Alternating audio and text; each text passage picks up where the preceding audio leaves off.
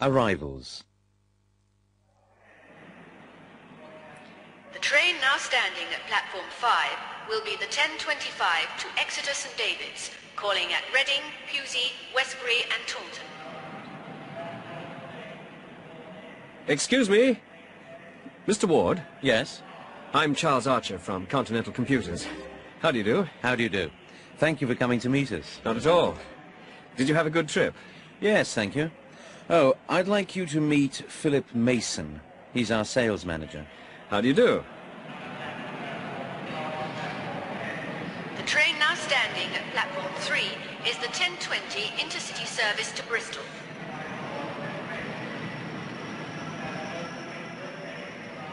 Sarah! Hi! Hi! I haven't seen you for ages.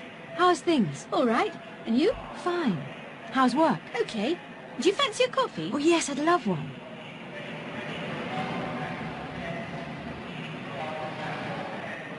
The train now arriving at platform 2 is the 9:12 from Oxford.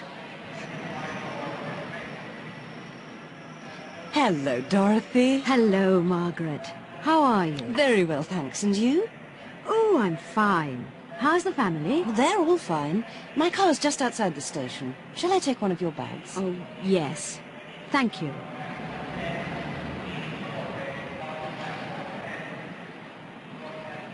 The next train leaving from platform 9 will be the 10:25 intercity service to Plymouth and Penzance. The train will be divided at Plymouth. Passengers for stations to Penzance should take the front 6 carriages. Good morning. Good morning. Single to Exeter, please. £14.70, please. There you are. Thank you. What time's the next train? 10:25. Thank you. The train now arriving at platform 12 is the 7:10 from Swansea. Trains from Swansea are running approximately 15 minutes late due to maintenance work between Swansea and Cardiff. Hello there. I beg your pardon? Hello. How are you getting on? Fine, thank you. Sorry, do I know you? Yes, it's me, Nick Fowler. Sorry, I don't think I know you. Aren't you Harry Shiner? No, I'm afraid not. Oh, I'm terribly sorry. I thought you were someone else.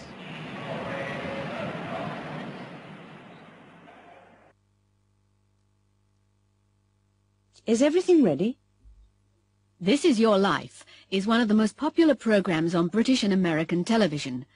Every week a famous person is invited to a television studio without knowing that he or she will be the subject of the program. The compere meets the person outside the studio and says, "This is your life." The person then meets friends and relatives from his or her past and present. Studio 4 is where the program is recorded. The program begins at 8 o'clock. It's 6:45 now, and the director is checking the preparations with his new production assistant. The subject of tonight's show will be an actor, Jason Douglas. The compere, as usual, will be Terry Donovan. Let's just check the arrangements. We're bringing Jason Douglas here in a studio car. He thinks he's coming to a discussion program. The driver has been told to arrive at exactly 7:55. Now the program begins at 8 o'clock. At that time, Jason will be walking to the studio. Terry Donovan will start his introduction at 8:01, and Jason will arrive at 8:02. Terry will meet him at the studio entrance. Camera 4 will be there. Then he'll take him to that seat. It'll be on camera 3.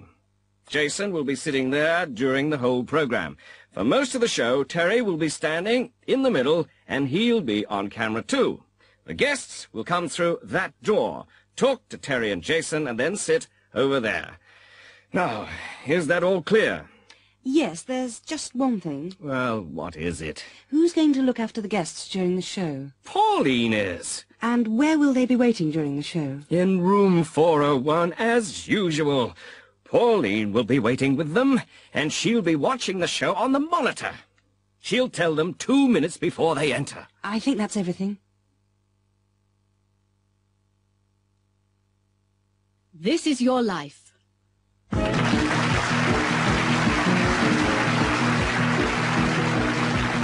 Good evening and welcome to This Is Your Life. This is Terry Donovan speaking. We're waiting for the subject of tonight's program. He's one of the world's leading actors, and he thinks he's coming here to take part in a discussion program.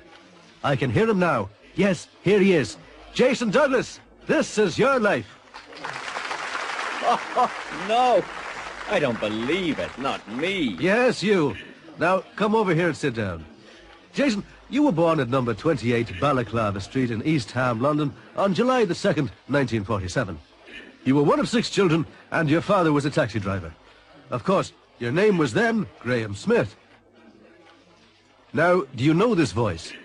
I remember Jason when he was 2. He used to scream and shout all day. Susan! Yes, all the way from Sydney, Australia. She flew here specially for this program. It's your sister, Susan Fraser. Susan!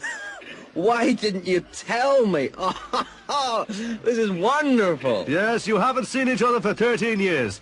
Take a seat next to him, Susan.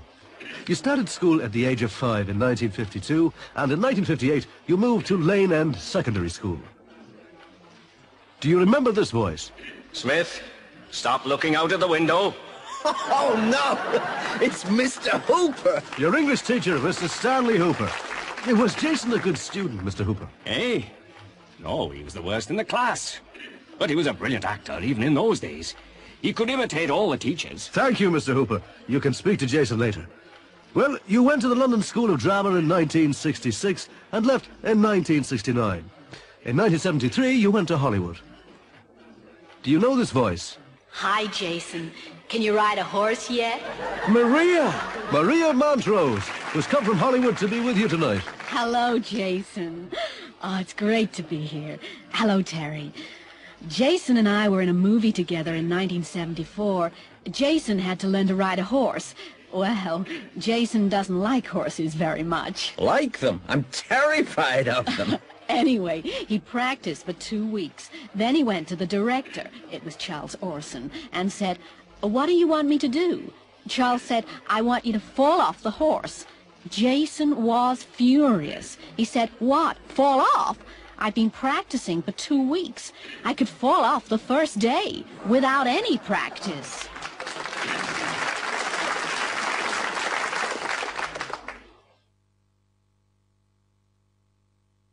The Monte Carlo Rally. The Monte Carlo Rally, which started in 1911, is Europe's most famous motoring event. Competitors leave from several points around Europe and follow routes of approximately equal length to a rallying point, which will be Geneva this year. They then follow a single route to the finish. The rally consists of 5 daily stages, beginning on Sunday morning, and each competitor will have driven about 3,000 kilometres by Thursday night. It is not a race. The winner is decided on a point system. Drivers have to maintain an average speed between control points, and there are also special tests of driving skill in different conditions on the way. This is Radio Wessex on 203 metres medium wave. It's 9 o'clock on Monday the 25th of January, and this is Barry King reporting from Dover. The British competitors in the Monte Carlo Rally have just arrived here at the end of the second stage in this year's competition. Russell Cook, who's driving a Sunbeam Lotus, is leading. The Triumph, driven by Tony Bond, who won last year's rally, crashed in Yorkshire this morning. Tony was unhurt, but will be unable to continue. 7 other cars have withdrawn due to bad weather conditions. Tonight, the cars, which left from Glasgow on Sunday morning, will be crossing the English Channel.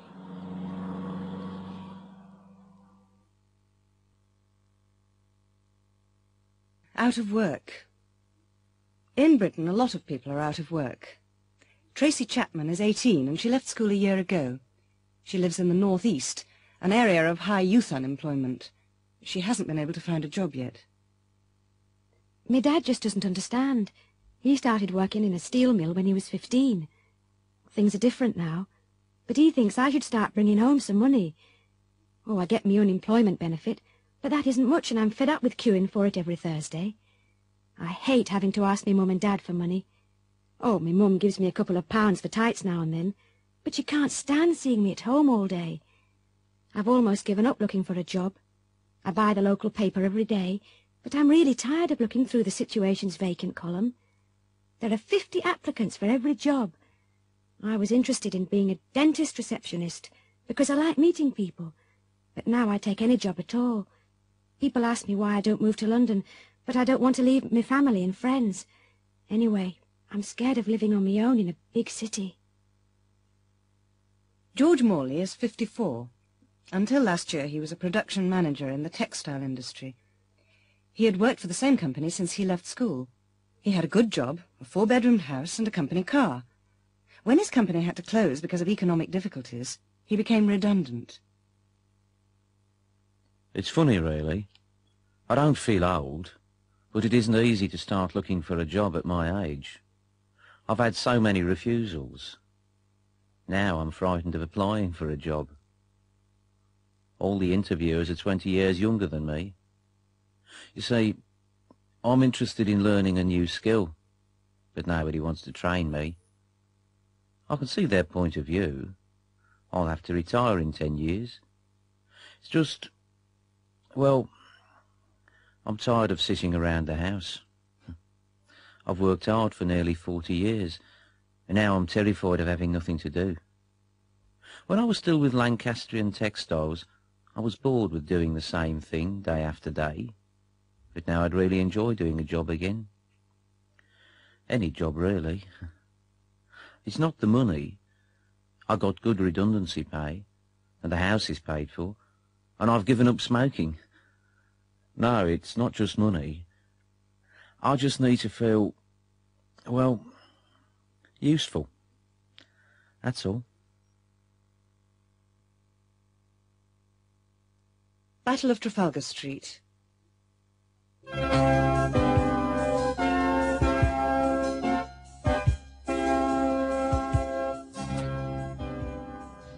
This is Pennine Radio News. Alan Nelson reporting from Trafalgar Street.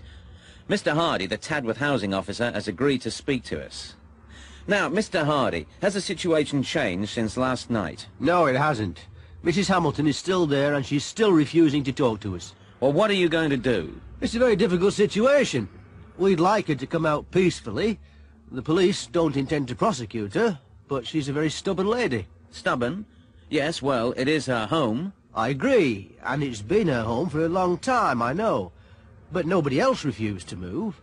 You see, a lot of people in this area are living in substandard accommodation, and we are going to build over 300 flats on this site. Families are expecting to move into them next year. It's all being delayed because of one person. But Mrs. Hamilton was born in that house. Of course, of course. But we have promised to give her a modern flat immediately. A very nice flat, which is ideal for an elderly person living alone. So, what happens next? I don't know. I really don't. But we can't wait forever. The police will have to do something soon. It won't be easy. She's got 2 very big dogs, and they don't like strangers.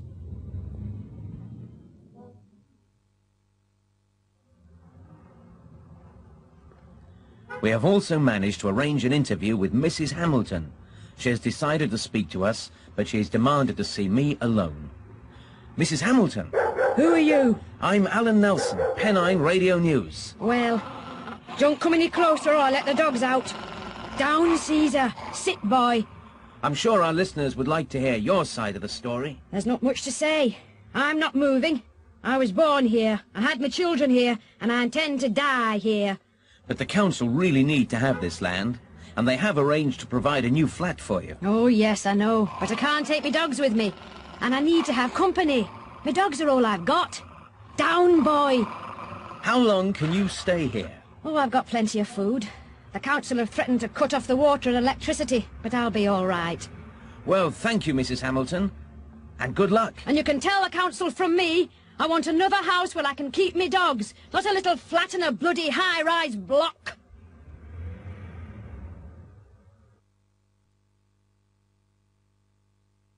Marriage Guidance Council. Malcolm and Barbara Harris have been married for nearly 15 years. They've got 2 children, Gary, aged 13, and Andrea, who's 11. During the last couple of years, Malcolm and Barbara haven't been very happy. They argue all the time. Barbara's sister advised them to go to the Marriage Guidance Council. There is one in most British towns. It's an organisation which allows people to talk with a third person about their problems. This is their third visit, and Mrs. Murray, the counsellor, always sees them. Ah, come in, Barbara. Take a seat. Is your husband here? Yes, he's waiting outside. He didn't want to come here this week, but, well, I persuaded him to come. I see. How have things been? Oh, much the same. We still seem to have rows all the time. What do you quarrel about? What don't we quarrel about, you mean? Oh, everything. You see, he's so inconsiderate. Go on. Well, I'll give you an example. You know, when the children started school, I wanted to go back to work again, too. So I got a job. Well, anyway, by the time I've collected Gary and Andrea from school, I only get home about half an hour before Malcolm. Yes? Well, when he gets home, he expects me to run around and get his tea. He never does anything in the house. And last Friday, he invited 3 of his friends to come round for a drink. He didn't tell me to expect them, and I'd had a long and difficult day. I don't think that's right, do you? Barbara, I'm not here to pass judgment. I'm here to listen. Sorry. And he's so untidy. He's worse than the kids.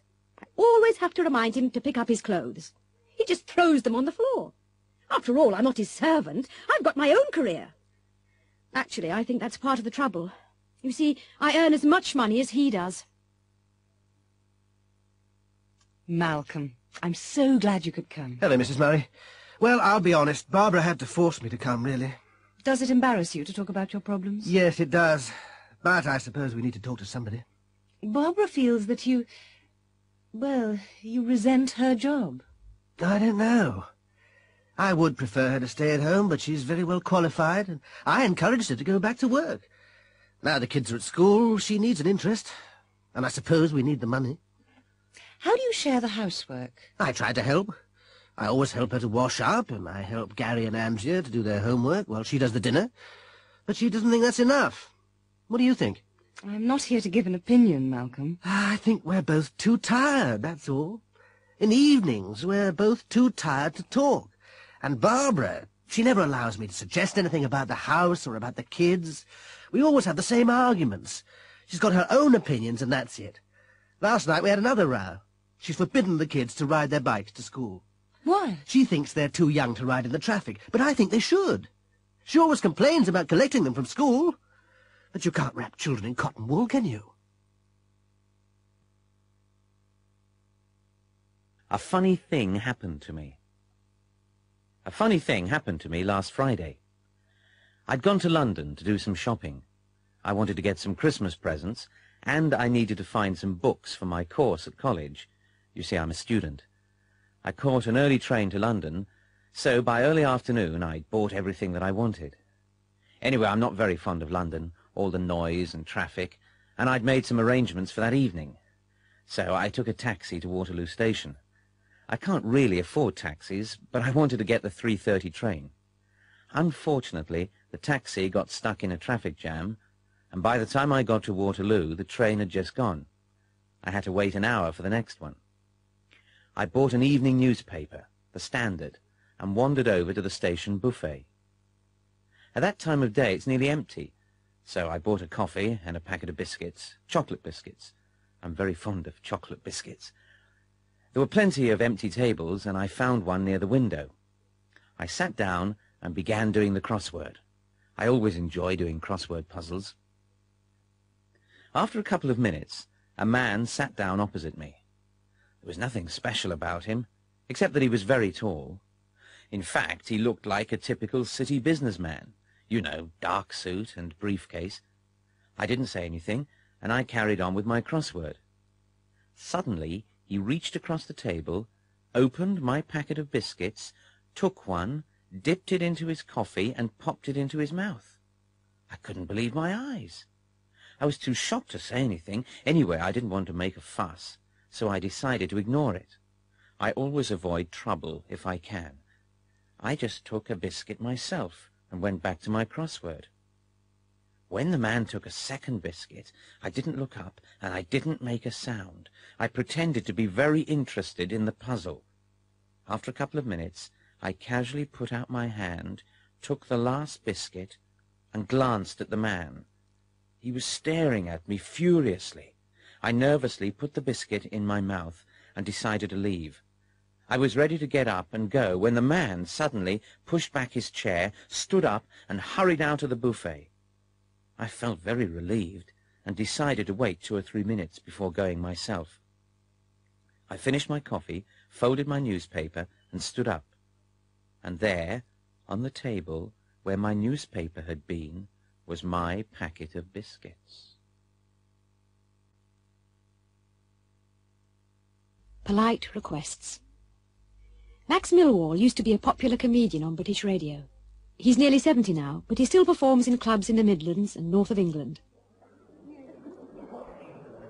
He's on stage now at the All-Star Variety Club in Wigan.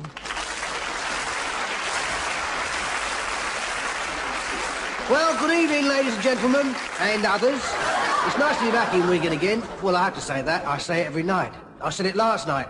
The only trouble was that I was in Birmingham. I thought the audience looked confused. Actually, I remember Wigan very well indeed, really. You know, the first time I came here was in the 1930s. I was very young and very shy. Thank you, Mother. No, you can't believe that, can you? Well, it's true. I was very young and very shy. Anyway, the first Saturday night I was in Wigan, I decided to go to the local dance hall.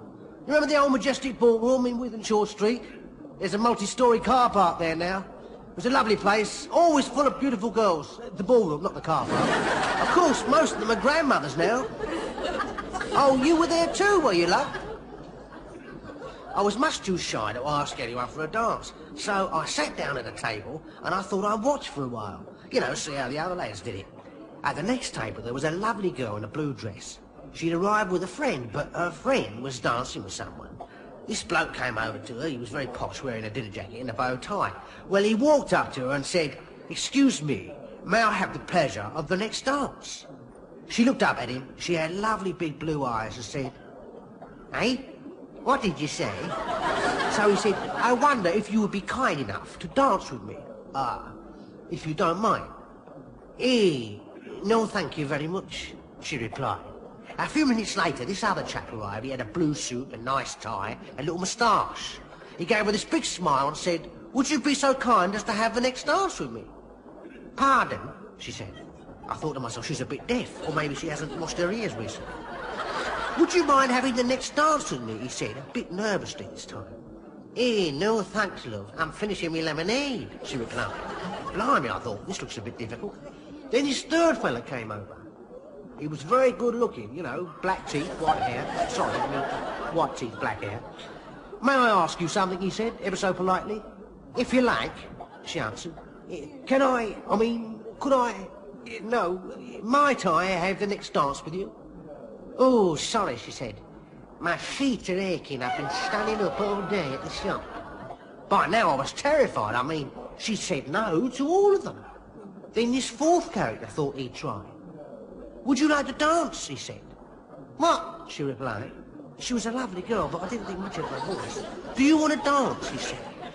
She looked straight at him. "No," she said. "That's all. No." Well, I decided to go home. I was wearing an old jacket and trousers, and nobody would say that I was good looking. Just as I was walking past her table, she smiled. "Dance?" I said. "Thank you very much," she replied. And that was that. It's our 40th wedding anniversary next week.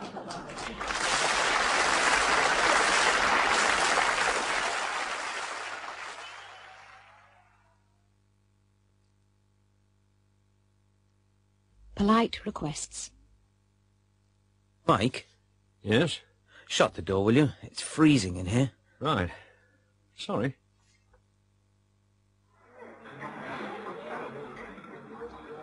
Karen? Yes? Lend me 20p. I left my purse in the office. Oh, OK. Here you are. Thanks.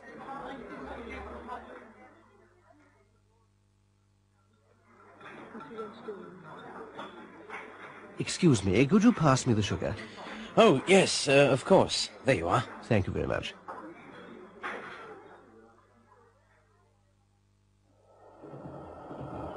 Can I help you? Oh, thank you. Would you mind putting my case on the rack? Not at all. Oh, there you are. Oh, thank you so much. You're very kind.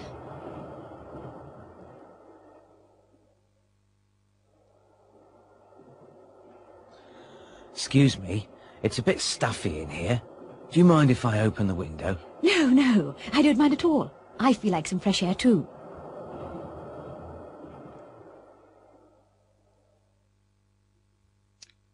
Excuse me, Mrs. Howe. May I ask you something? Yes, Wendy. What is it? May I have the day off next Friday? Well, we're very busy. Is it important? Yes, it is really. It's my cousin's wedding. Oh, well, of course you can.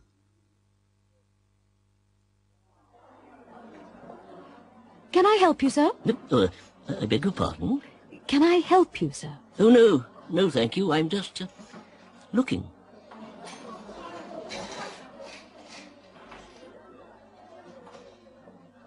Good morning.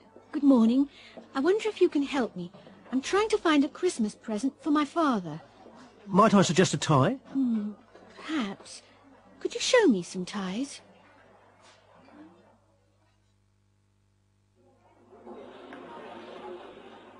Excuse me. Yes, I wonder if you'd be kind enough to get me one of those tins on the top shelf. I can't reach it. Certainly. There you are. Thank you very much indeed.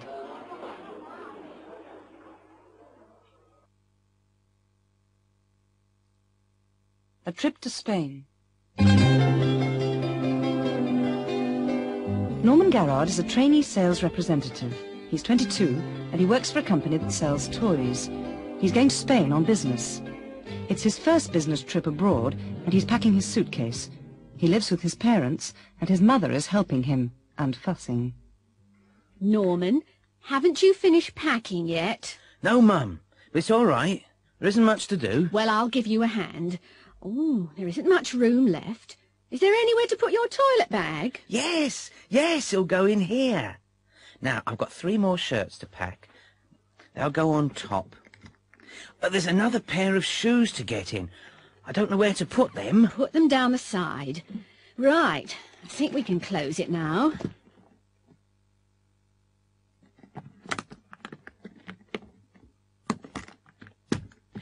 Right, where's the label? Which label, dear? The airline label to put on the suitcase. Ah, here it is. Now, have you got the key? Which key? The key to lock the case, of course. It's in the lock, Mum. Don't fuss. There's nothing to worry about. There's plenty of time. Have you forgotten anything? I hope not. And you've got a safe pocket to keep your passport in. Yes, it's in my inside jacket pocket. Have you got a book to read on the plane? Yes, it's in my briefcase. And has everything been arranged? What do you mean? Well, is there someone to meet you at the other end? Oh, yes. The Spanish representative's meeting me at the airport. And you've got somewhere to stay tonight? Hope so. Now, everything's ready. I'll just have to get some pesetas at the airport. I'll need some small change to tip the porter, but that's all. Well, have a good trip, dear, and look after yourself. Thanks, Mum. Oh, I nearly forgot. Here are some sweets to suck on the plane. You know, when it's coming down. Oh, Mum! Don't worry. I'll be all right, really. I'll see you next week.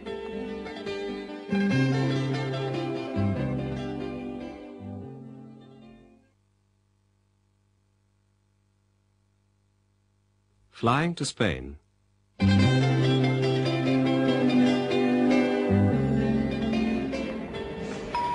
This is the last call for the 12 o'clock British Airways flight BA412 to Amsterdam. Would passengers for this flight please proceed without delay to gate 17?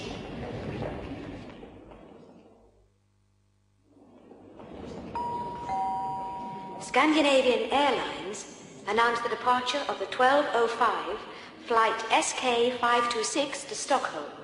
This flight is now boarding at gate 8.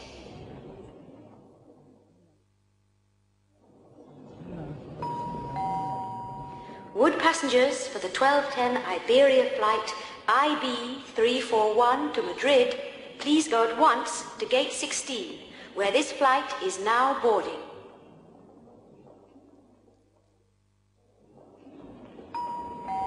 Alitalia regret to announce that their 12:15 flight AZ281 to Rome will be delayed for approximately 30 minutes.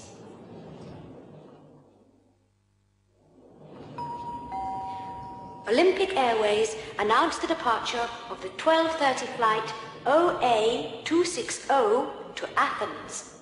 Would passengers on this flight please proceed to gate 19?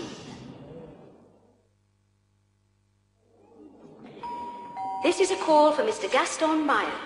Would Mr. Gaston Meyer, travelling on the 12:45 Sabina flight SN604 to Brussels, report to the airport information desk, please?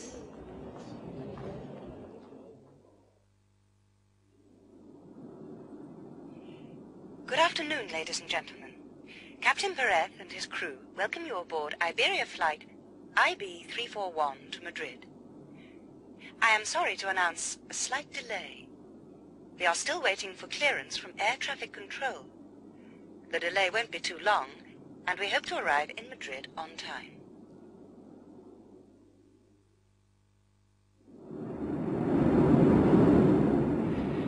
This is your captain speaking. We are now passing over the English coast. Our Boeing 727 is cruising at a height of 30,000 feet, and our speed is approximately 560 miles per hour. The temperature in Madrid is 18 degrees Celsius, and it is a clear and sunny day. We expect to pass through some slight turbulence, and would recommend passengers to remain in their seats and keep their belts fastened.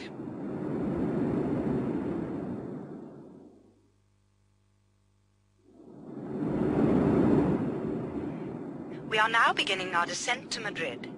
Would passengers please make sure that their seatbelts are fastened and extinguish all smoking materials. We would like to remind passengers that smoking is not permitted until you are in the airport building.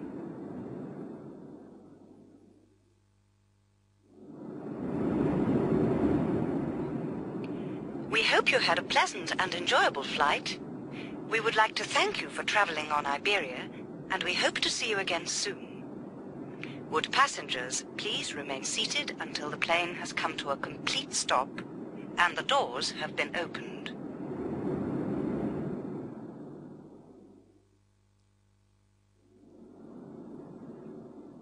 Here's your tray, sir. Oh, thank you. Would you like something to drink?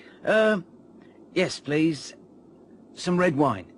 That's 100 pesetas. Thanks. Can I pay in British money? Of course. You needn't pay now, I'll collect it later.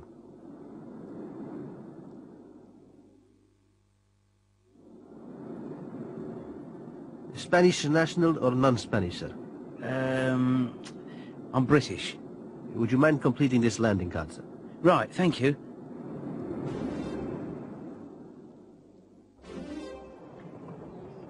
Passport, please. Thank you.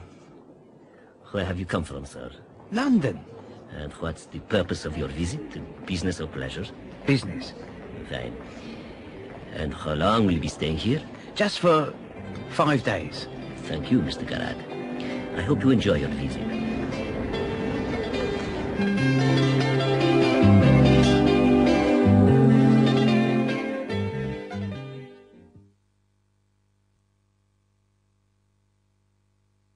Money, money, money. Excuse me, Yes, miss. how much do you want for this plate? Let me see. Oh, yes. That's a lovely example of Victorian brass. It's worth 20 quid. £20? Well, that's too much for me. It's a pity, it's really nice. Ah, I said it's worth 20 quid. I'm only asking 15 for it. £15? Yes, it's a real bargain. Oh, I'm sure it is. But I can't afford that. Well, look, just for you, I'll make it 14 quid. I can't go any lower than that. I'll give you 10. 10? Come on, love. You must be joking. I paid more than that for it myself. 14. It's worth every penny. Well, perhaps I could give you 11. 13. That's my final offer. 12. 12.50? All right, 12.50. There you are, love. You've got a real bargain there. Yes, thank you very much.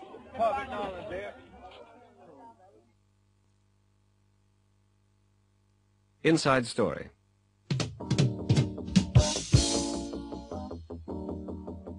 This is IBC News. Julian Snow, the missing Daily News reporter, was interviewed this morning by Dominic Veal of IBC News in Mandanga. Julian, can you tell us how you were captured in the first place? Well, I was on my way to visit a village near the front line. I came round a bend in the road, and there was a tree lying across the road. I only just managed to stop in time. Suddenly, armed men appeared on all sides. What did you do? What would you do?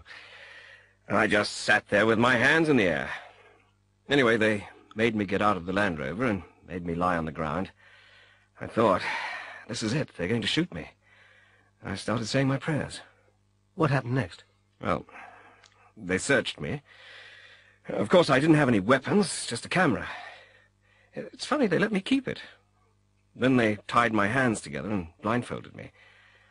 Then they made me get in the back of a truck and lie under some sacks. I've no idea where they took me, except that it was quite a large training camp. I was there for 10 days. Were you treated well? Yes, I suppose I was. They let me walk about the camp, and they let me take photographs, but they wouldn't let me photograph any faces. I was able to interview some of the leaders. How did you escape? I didn't. They put me back in the truck, blindfolded me again, drove for a few hours, then made me get out, pointed me in the direction of town, and let me go.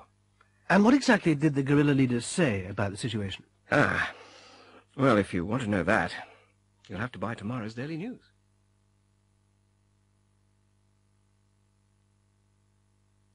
Preferences. What are you doing tomorrow night? Nothing. Why? Well, do you like jazz? Yes, I do, very much. Which do you like best, modern or traditional? I like both, really. There's a weather report concert at the Hammersmith Odeon. Would you like to come? Oh, yes, they're my favourite group. Lisa, look over here.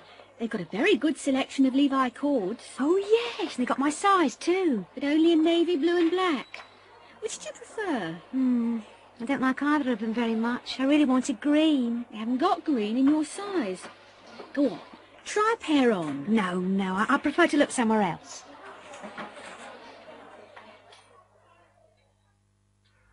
Have you decided yet? What do you want to see? A Moment of Peace is on at the Continental. I'd like to see that. Would you really? Oh, I'd rather see War in Space. Oh, no. The reviews were terrible. I know, but it sounds fun. A Moment of Peace is in French, and I'd rather not have to read subtitles. Then how about California Sunset? I'd rather not. I can't stand Steve Newman. Well, you choose. I don't fancy any of them. I'd much rather stay in and watch TV. What do you fancy? I don't know. There isn't much choice, is there? No, there isn't really. What would you rather have? Steak and kidney or place? Can't make up my mind. I'd rather have a hamburger. We can ask for the full menu if you like. No, it's not worth it. I'll have the place.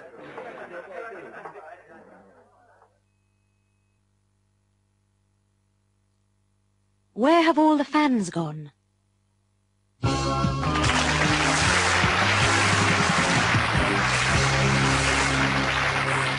Good evening and welcome to the Michael Parkhurst Talkabout. In tonight's Talkabout, we're looking at the problem of soccer's missing millions. Since 1950, attendance at football matches has fallen by nearly 50%. Many clubs are in financial trouble, and tonight we hope to identify the major causes and discuss some possible solutions. First of all, we'll hear from one of soccer's lost millions, Mr. Bert Woods from London, who used to be a regular Chelsea supporter.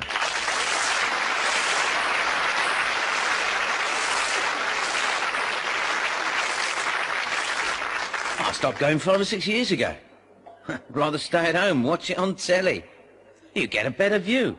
I don't like the action replays. I'm too afraid to go now, really. All this violence, you know. When I was a lad, there was the occasional fight on the terraces, but nothing like you see these days. Whole gangs of teenagers who aren't interested in football. Somebody ought to do something about it. These kids aren't real fans. They just come looking for trouble. The police ought to sort out the real fans from the troublemakers. You know, I always used to go with my dad, but I wouldn't take my kids. There's too much foul language. And I don't only blame the kids. There ought to be more discipline at home and in schools.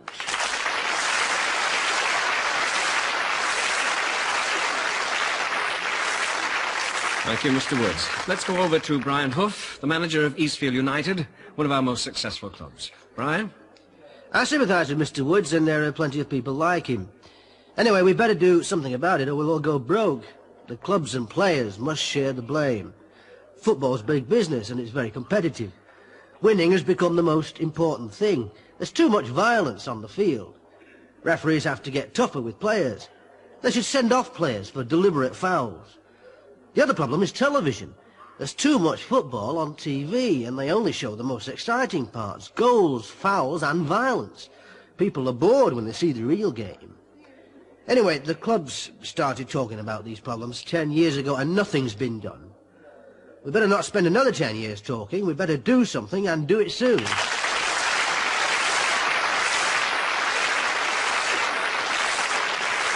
Our next guest is a young fan, Kevin Dolan, a Manchester United supporter who is 16 years old. What do you think, Kevin? Well, I'm not one of soccer's missing millions. I never miss a match. I've travelled all over the country with United, and I've never been in trouble. I blame the media for most of this violence. They only show young people when they're doing something wrong. They ought not to give so much publicity to troublemakers. It only encourages the others, doesn't it? The violence always starts when there's a TV camera near. If they banned alcohol from football grounds, there'd be much less trouble.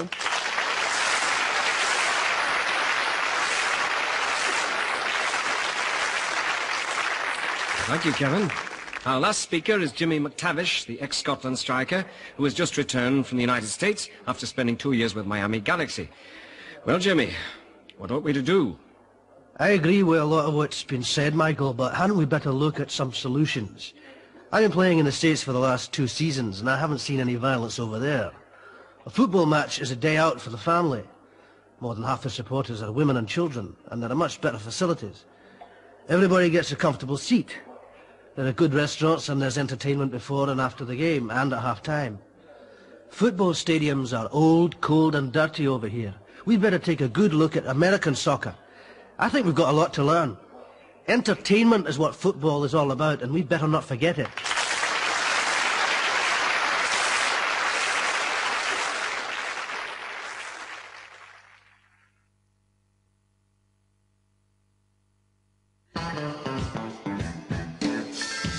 Night flight.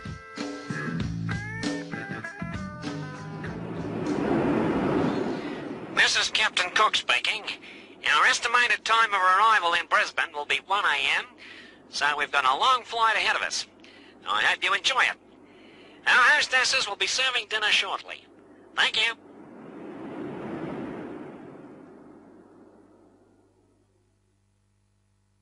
It was Christmas Eve, 1959, and the beginning of another routine flight.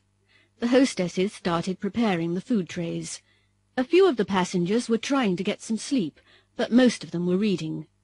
There was nothing to see from the windows, except the vast blackness of the Australian desert below. There was nothing unusual about the flight, except perhaps that the plane was nearly full. A lot of the passengers were travelling home to spend Christmas with their families. The hostesses started serving dinner. It was a smooth and quiet flight. The hostesses had finished collecting the trays, and they were in the galley putting things away, when the first buzzers sounded. One of the hostesses went along the aisle to check. When she came back, she looked surprised. "It's amazing," she said.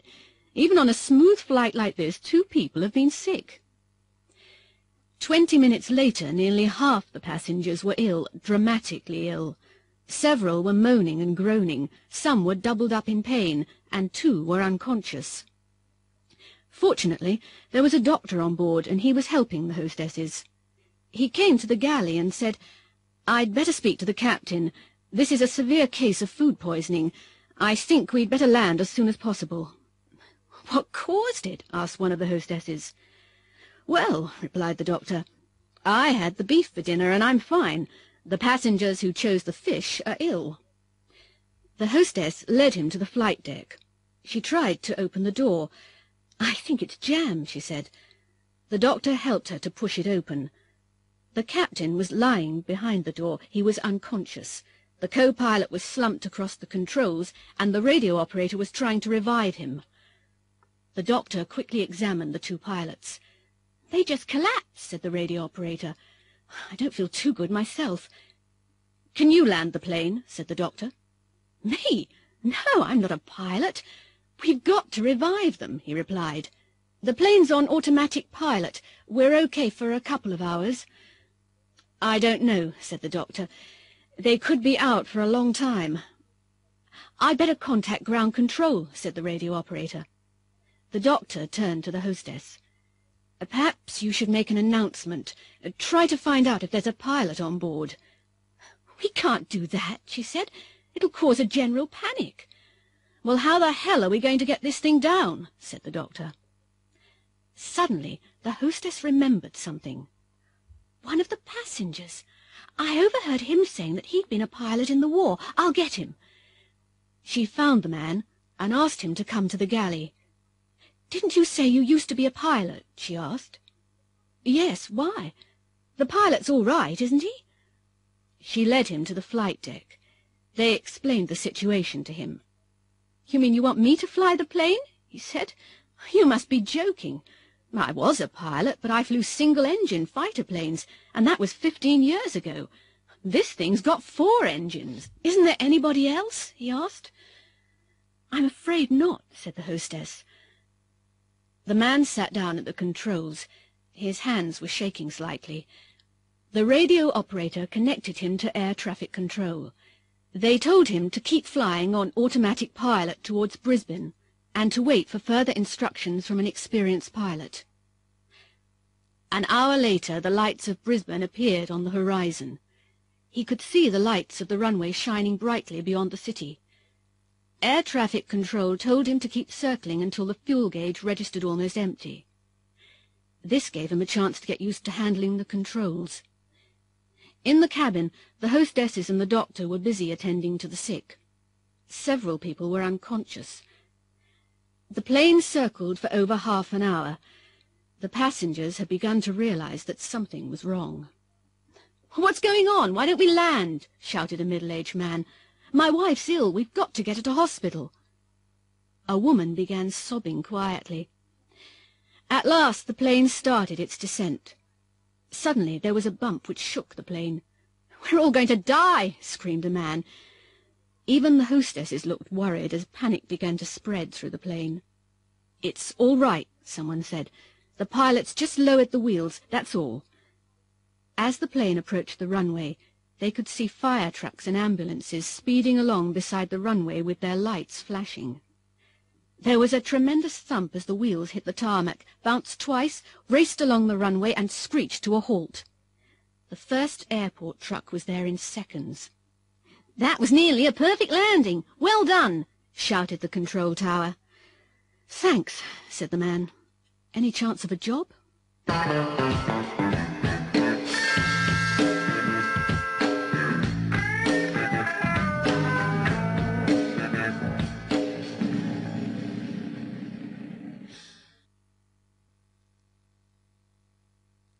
The Junk Shop.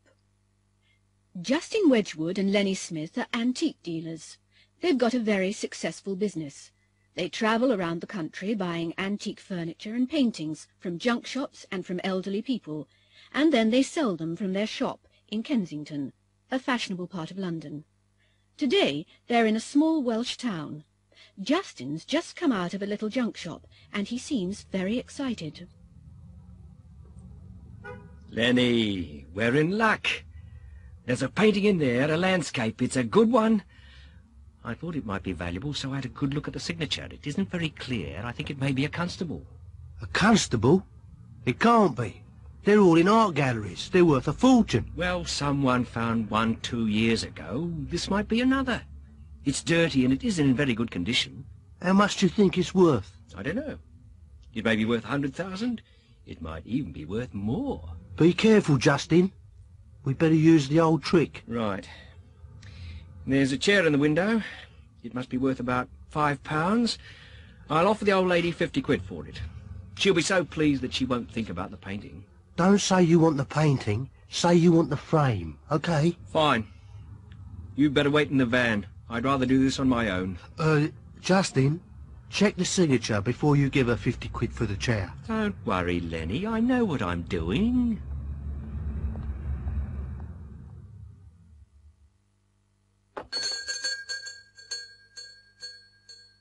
I'll be with you in a minute. Now, hello. I'm interested in that chair in the window. What? That old thing? It's been there for years. Has it? It's very nice. I think it could be Victorian. Really? Yes, I think I'm right. I've seen one or two other chairs like it. I think I could get a good price for that in London. I'll offer you, £50. 50? You must be mad, man. No, it's a fair price. Well then, it's yours. Here you are, then.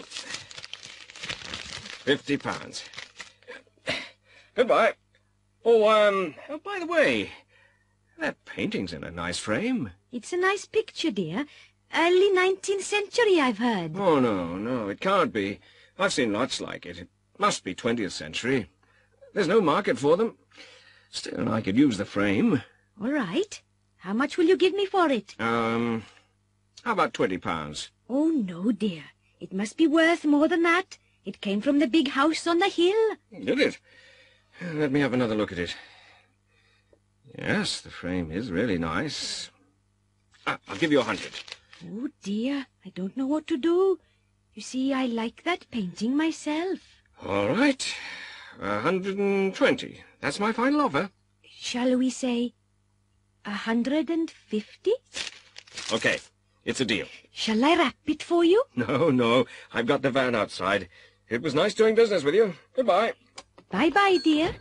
Thank you. Owen! Yes, my love? I've sold another of your imitation constables. You'd better bring another one downstairs. If the paint's dry. The gentleman who bought it seemed very pleased with it.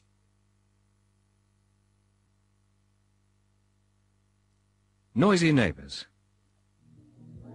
Sydney, wake up. Eh? What? What's the matter? Can't be 8 o'clock already. No, it's 1:30. It's those people next door again. Listen. Oh, yes. They must be having another party. Listen to that. They must be waking up the whole street. And they've got 3 young children. They can't be sleeping through that noise. It's disgusting. Somebody should call the police. Sydney, wake up. Yeah, I wasn't asleep, dear. They're all laughing. They must be having a good time. They never invite us, do they?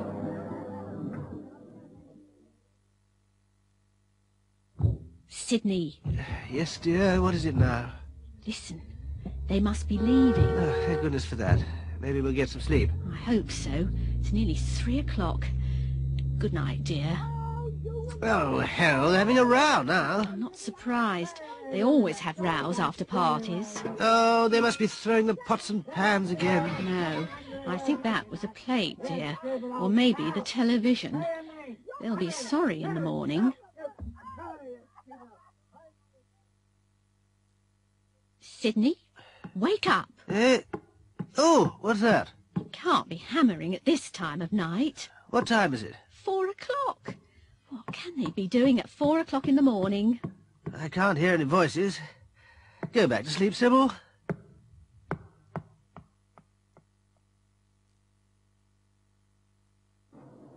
Sydney, listen. There's someone in the garden next door. Must be the milkman. No, it can't be. It's too early. It's only 5:15. Who could it be? You'd better have a look. All right. Oh, it's Mr. Sykes. And he's carrying a spade. Oh, no. You don't think he's killed her, do you? Well, we haven't heard her voice for a while. You know she's probably sleeping. But what can he be doing at this time of night? If he has killed her, he might be burying the body. What? You don't think so, do you? Well, he can't be planting potatoes, can he? I suppose you'll want me to phone the police. No. Ask him what he's doing first.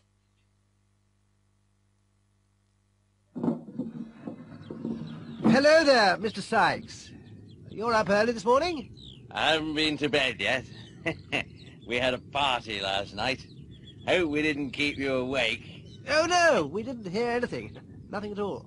Well, it was a pretty noisy party. My wife knocked over the goldfish tank while we were clearing up.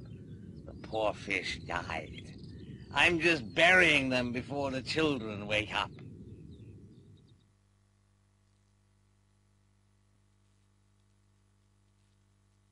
You're in the army now. It's Saturday afternoon at Botherington Army Camp. The new recruits are supposed to be working, but they aren't. The colonel's away today and they're lazing around in the barracks. The sergeant major has just opened the door. He's brought the duty roster with him, so he knows exactly what each of them should be doing.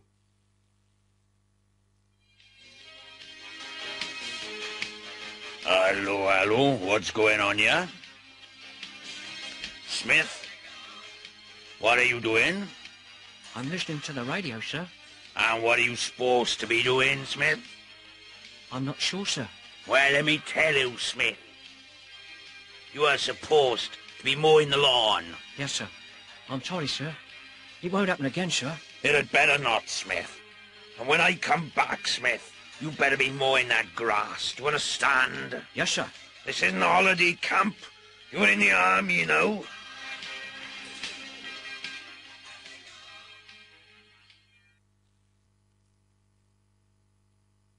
Migration. One of the greatest mysteries of nature is the instinct to migrate. Every year, millions of creatures feel the need to move for one reason or another. Most of us have seen the arrival or departure of migrating flocks of birds. Migration, however, is not confined to birds, but can be seen in reptiles, for example, turtles, frogs, insects, butterflies, locusts, fish, eels, salmon, tunny, and mammals, reindeer, seals, lemmings, whales, bats. Many of these creatures succeed in navigating over long distances. How exactly they manage to do this still remains a mystery. There are several possibilities. They may navigate by using one or more of the following: the sun, the stars, the Earth's magnetic field. When a small bar magnet is attached to a pigeon, it is unable to navigate. A sense of smell. Geographical features. Birds flying from North Africa to France seem to follow coastlines and valleys. Changes in temperature. Salmon can detect a change in water temperature as small as 0.03 degrees centigrade. Sound. Whales and bats seem to use sonar. Experiments suggest that these navigational abilities are partly instinctive. In one famous experiment, a young seabird from the island of Stockholm off the Welsh coast was taken across the Atlantic by plane to Boston, 5,100 kilometers away. It was released and was back in its nest 12.5 days later.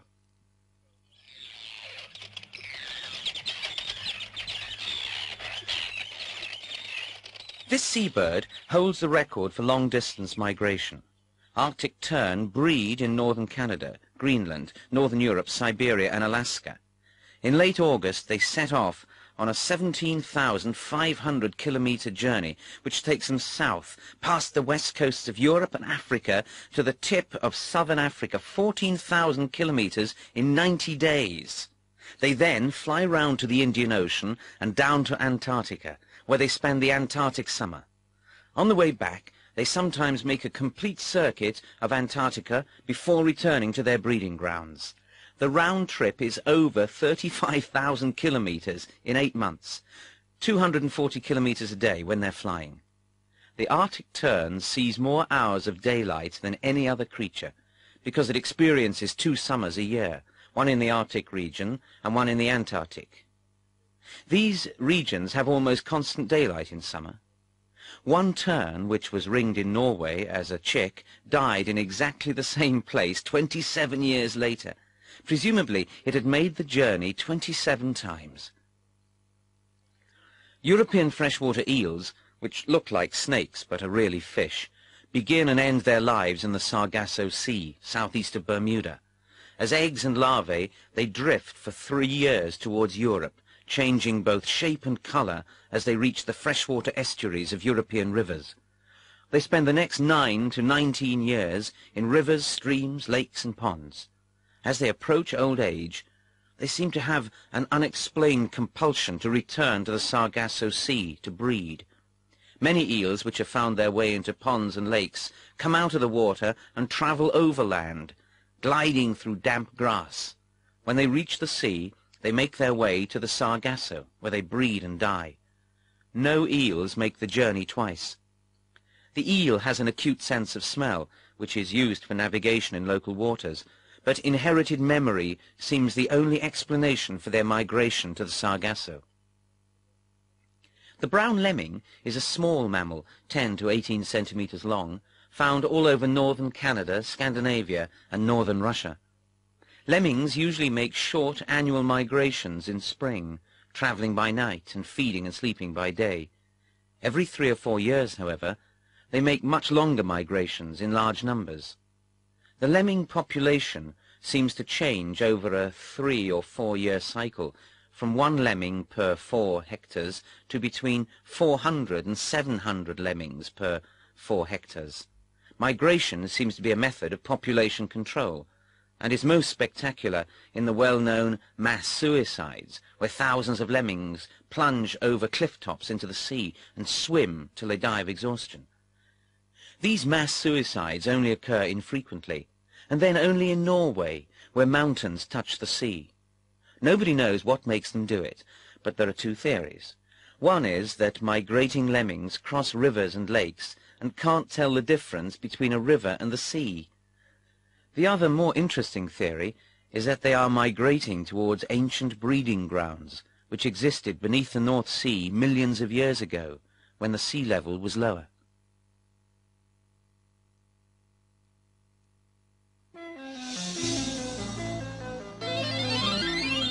Murder at Gurney Manor.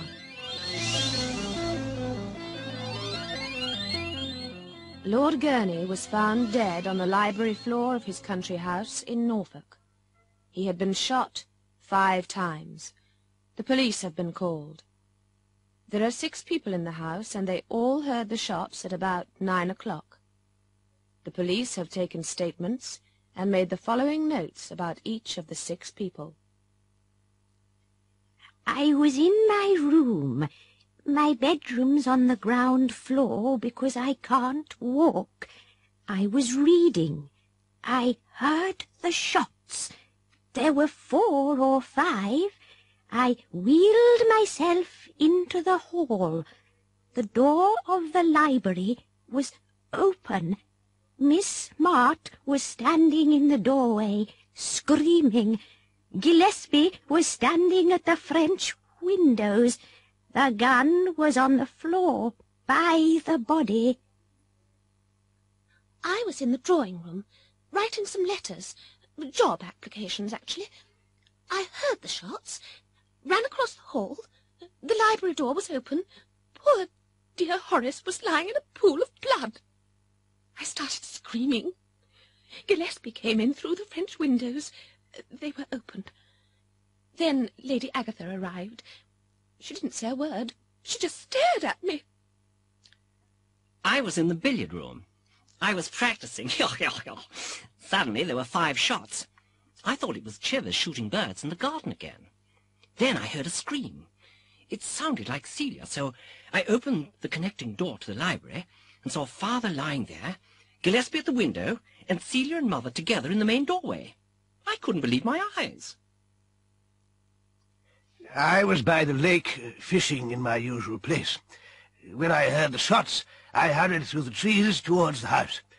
I saw Gillespie running across the lawn towards the library.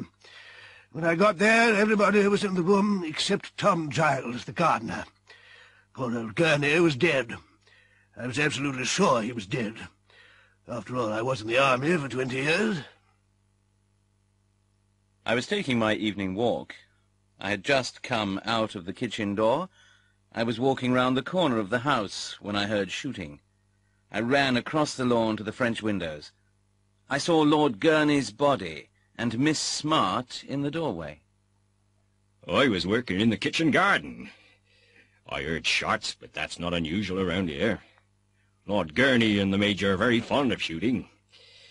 And I heard lots of screaming and shouting, so I went into the house through the kitchen door to see what was happening. And they were all there. I wasn't sorry. He deserved it. Everybody hated him.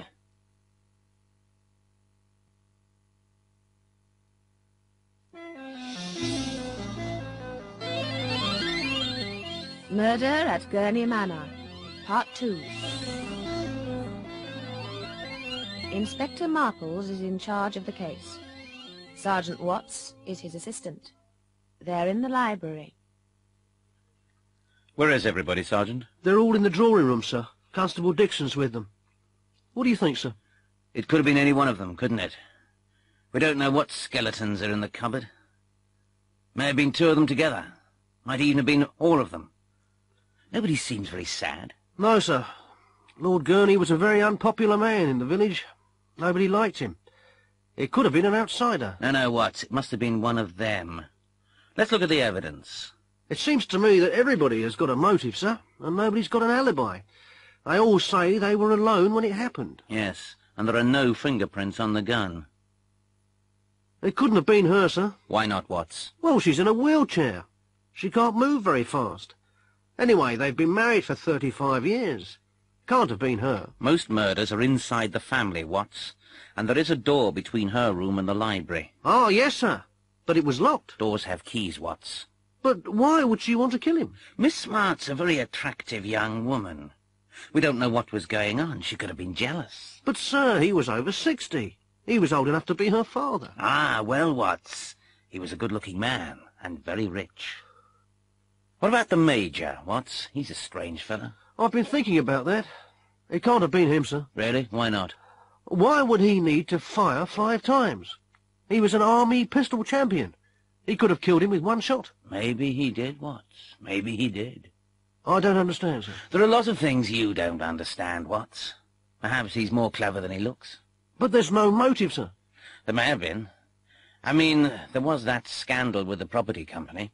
But he was at the lake, sir. He might not have been, Watts. He's a pistol champion. He could have shot him from the trees and thrown the gun into the room. Oh. Do you really think so, sir? I don't know, Watts. It's just a theory.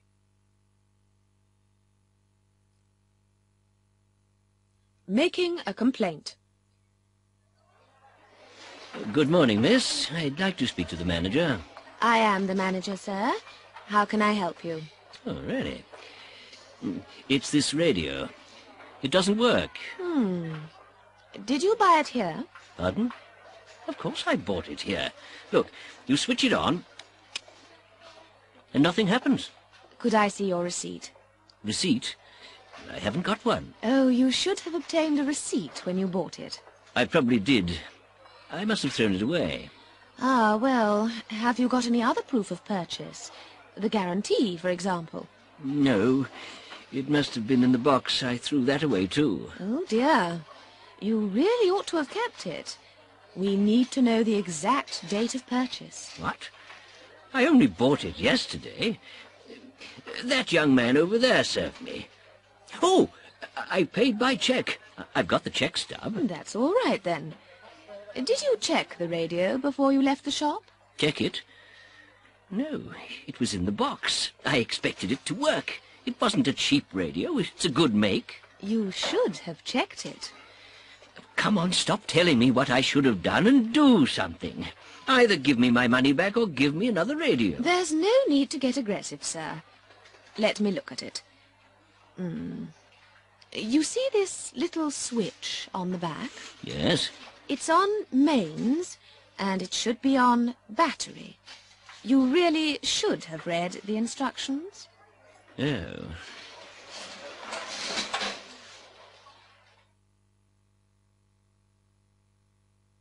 The Mary Celeste.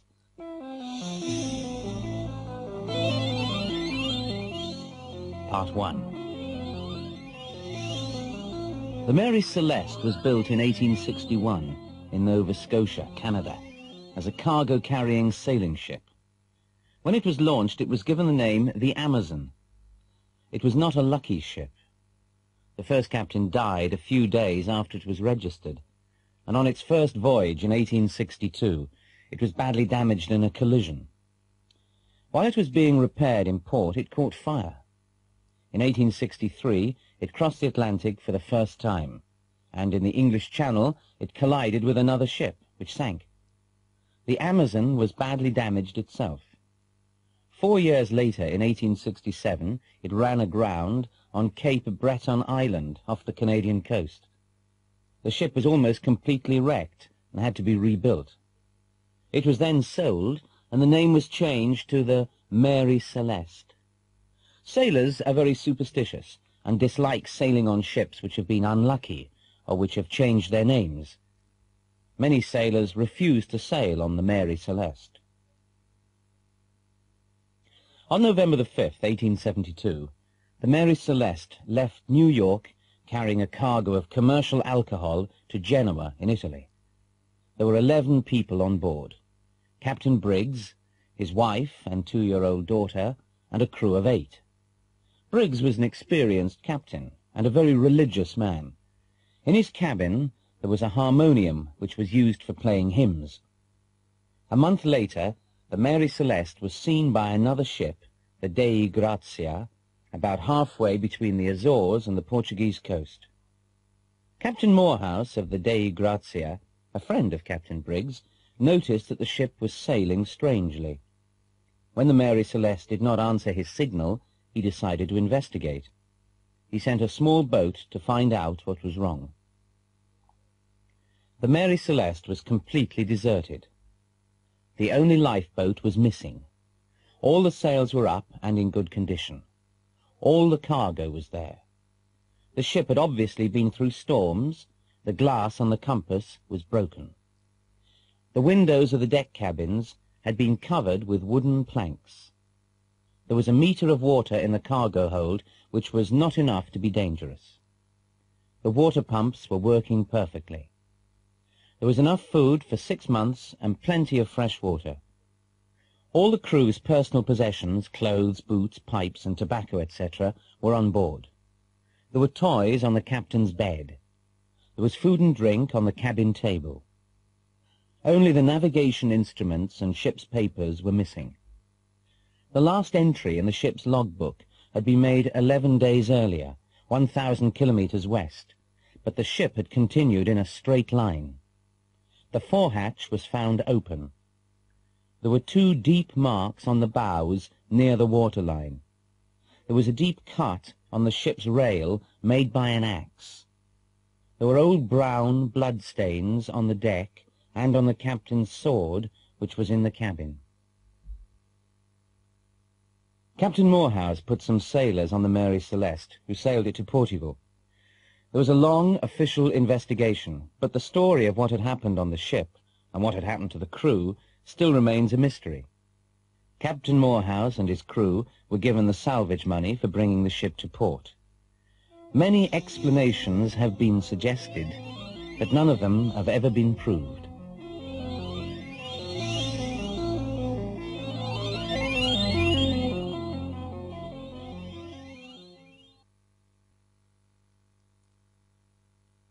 The Mary Celeste, Part 2.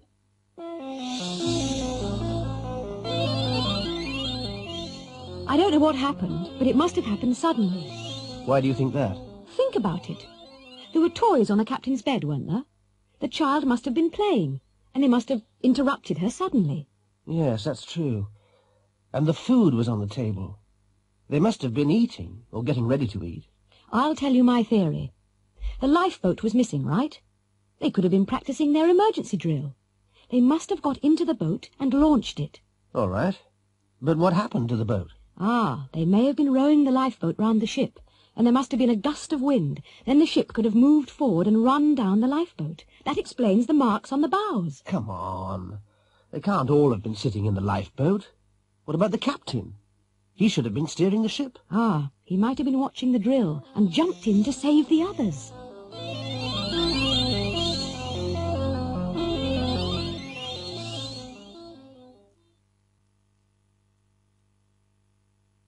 Apologies.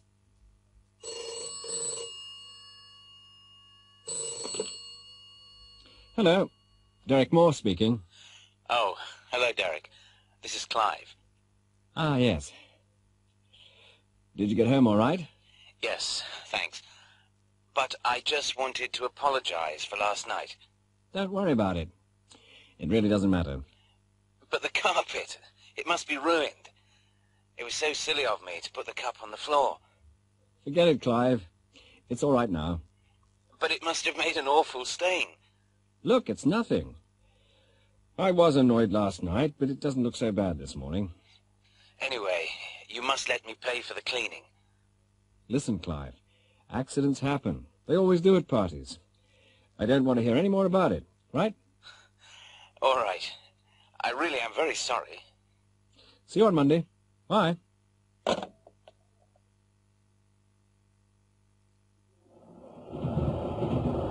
Excuse me. Yes? Would you mind putting out your cigarette? I beg your pardon? This is a no-smoking compartment. Is it? I didn't see a sign. There it is, on the window. Oh, yes. I'm terribly sorry.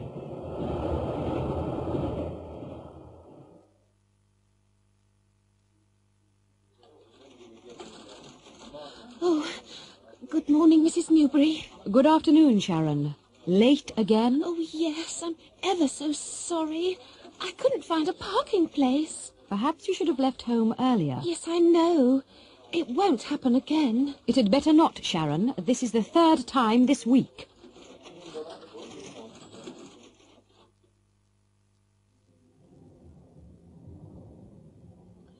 Oi, you. Me? Yes, you. What do you think you're doing? Pardon? I'm just waiting for the bus. Well, there's a queue, you know. Is there? Sorry, I didn't mean to push in. I didn't realize there was a queue.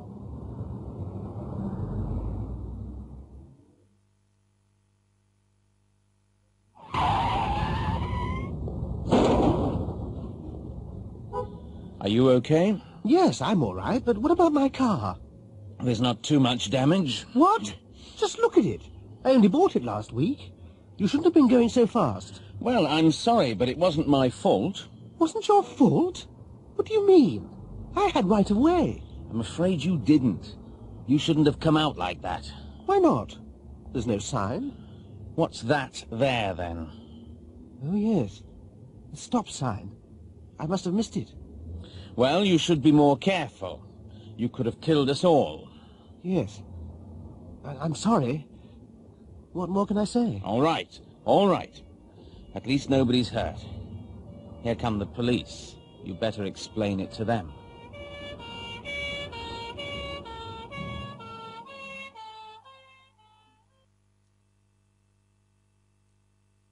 They didn't stop to tell me.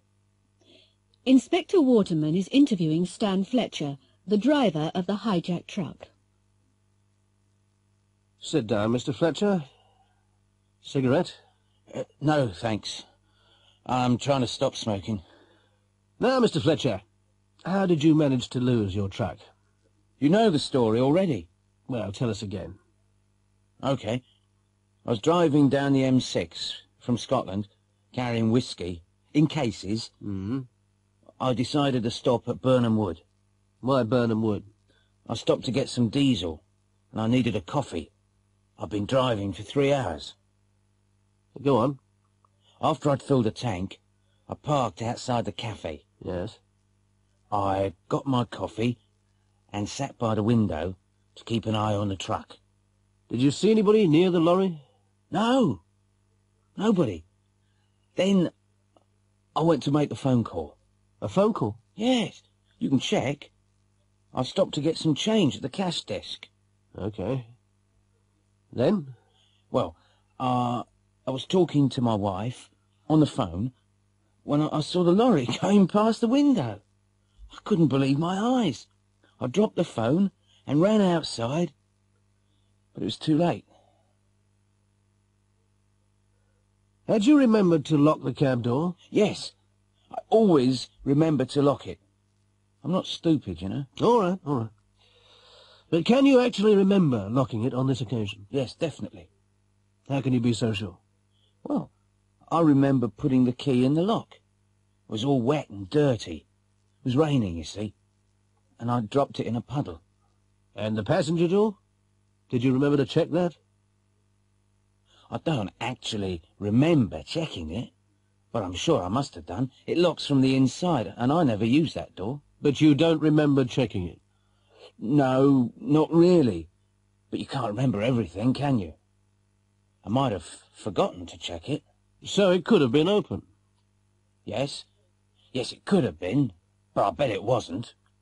Well, what's your theory, Mr. Fletcher? They must have had keys, mustn't they? They started the engine, didn't they? How did they get the keys? Don't ask me. I've got no idea. They didn't stop to tell me. Kidnapped. Hugh Rowland is a wealthy businessman. His wife phoned him an hour ago to tell him that their daughter hadn't returned home from school. He told her not to worry and came home at once. He's just arrived to find his wife in tears. Pamela, what's wrong? Is it Caroline? Yes. This note came through the door. She's been kidnapped. Kidnapped? Oh, my God, no. Have you phoned the police? No, don't touch the phone. Read the note first. £500,000. It'll take me a few days to get that much cash together. How long? I don't know. I just can't put my hands on that much money. Not immediately. Maybe we should phone the police. No, not the police. If the kidnappers find out, they'll kill her. But I'll have to borrow the money. If I don't tell the police, the bank won't let me have it. Oh, Hugh, unless we do exactly what they say, we may never see her again.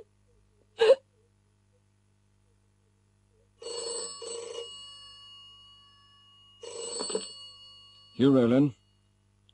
Did you get our note? Yes. Have you told the police? No, not yet. You'd better not. When can you get the money? I need a few days. You've got 1 day. How do we know that Caroline is still alive? You don't. You'll have to trust us. Get the money by tomorrow evening. You'll hear from us again. If you harm a hair on her head, I'll...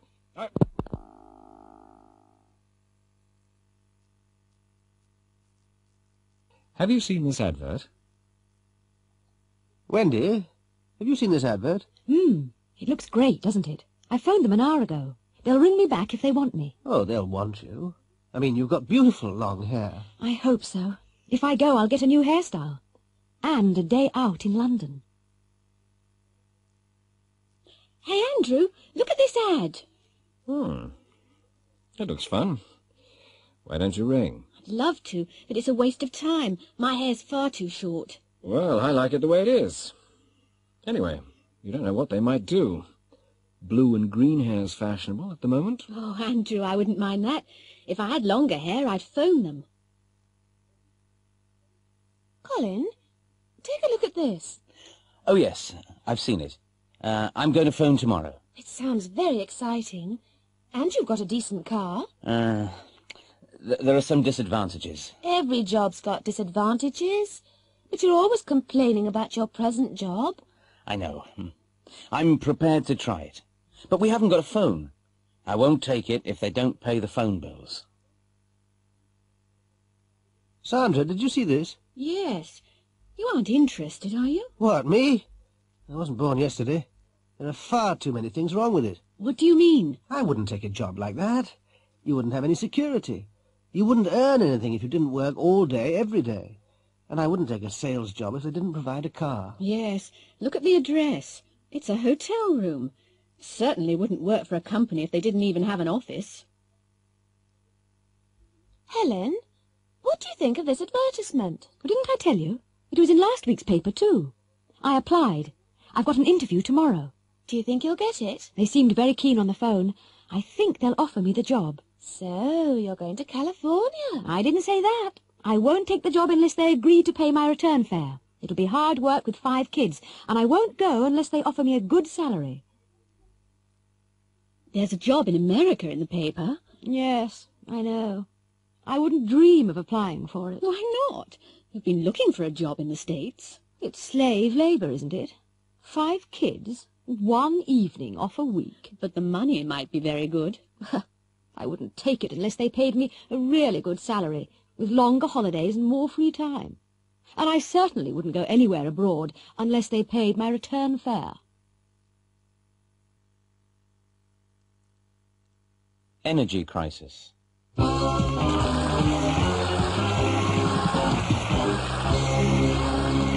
evening and welcome again to the Michael Parker's Talk About. In tonight's programme, we're looking at the problem of energy. The world's energy resources are limited.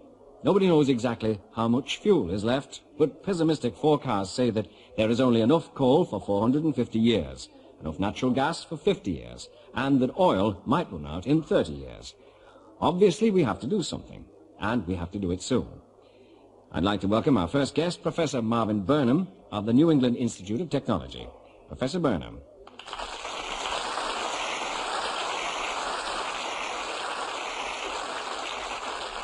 Well, we are in an energy crisis, and we will have to do something quickly. Fossil fuels, coal, oil, and gas are rapidly running out. The tragedy is that fossil fuels are far too valuable to waste on the production of electricity. Just think of all the things you can make from oil. If we don't start conserving these things now, it will be too late, and nuclear power is the only real alternative. We are getting some electricity from nuclear power stations already. If we invest in further research now, we'll be ready to face the future. There's been a lot of protest lately against nuclear power. Some people will protest at anything. But nuclear power stations are not as dangerous as some people say. It's far more dangerous to work down a coal mine or on a North Sea oil rig. Safety regulations in power stations are very strict. If we spent money on research now, we could develop stations which create their own fuel and burn their own waste.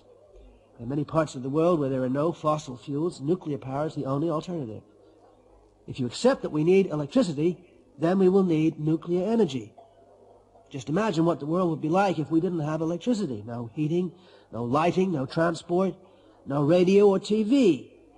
Just think about the ways you use electricity every day. Surely we don't want to go back to the Stone Age. That's what will happen if we turn our backs on nuclear research.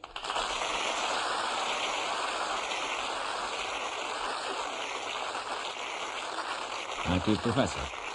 Our next guest is a member of CANE, the Campaign Against Nuclear Energy, Jennifer Hughes.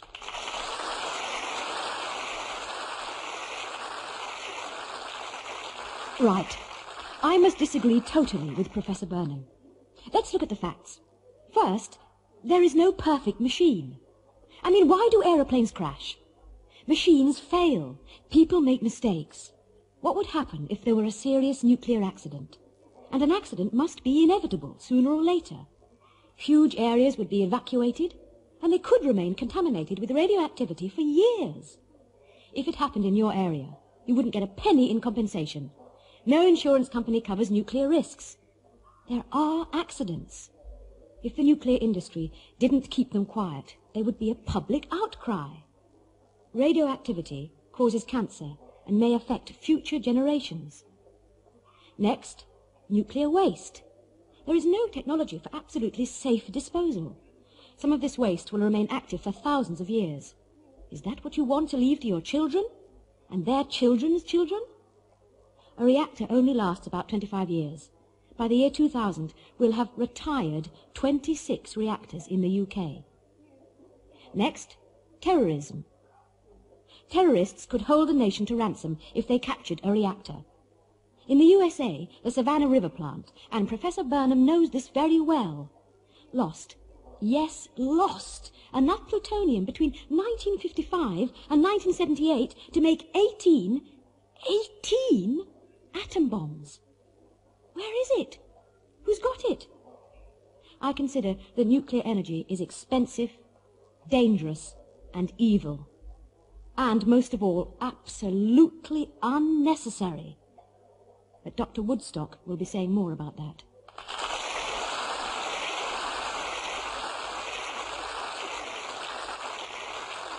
Thank you, Jennifer. Now, I'm very pleased to welcome Dr. Catherine Woodstock. She is the author of several books on alternative technology.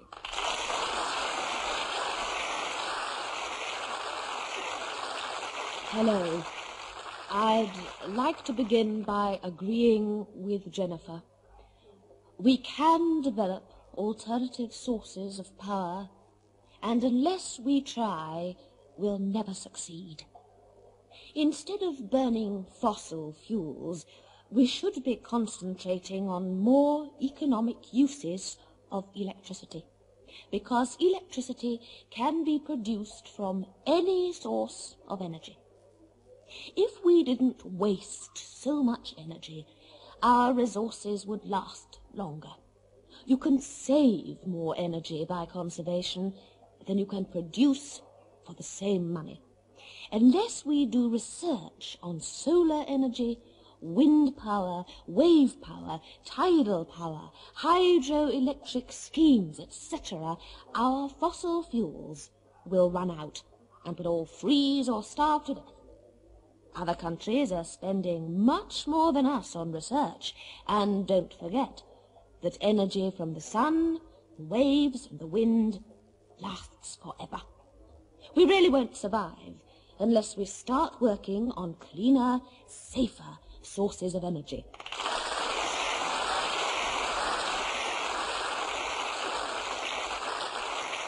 Thank you very much, Dr. Woodstock. Our final speaker, before we open the discussion to the studio audience, is Charles Wicks, MP, the Minister for Energy.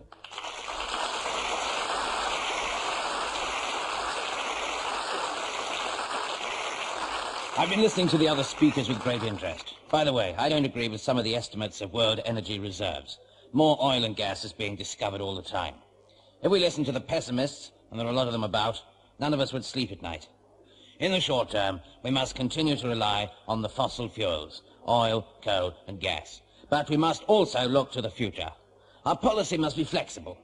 Unless we thought new research was necessary, we wouldn't be spending money on it. After all, the government wouldn't have a Department of Energy unless they thought it was important. The big question is where to spend the money. On conservation of present resources or on research into new forms of power. But I'm fairly optimistic. I wouldn't be in this job unless I were an optimist.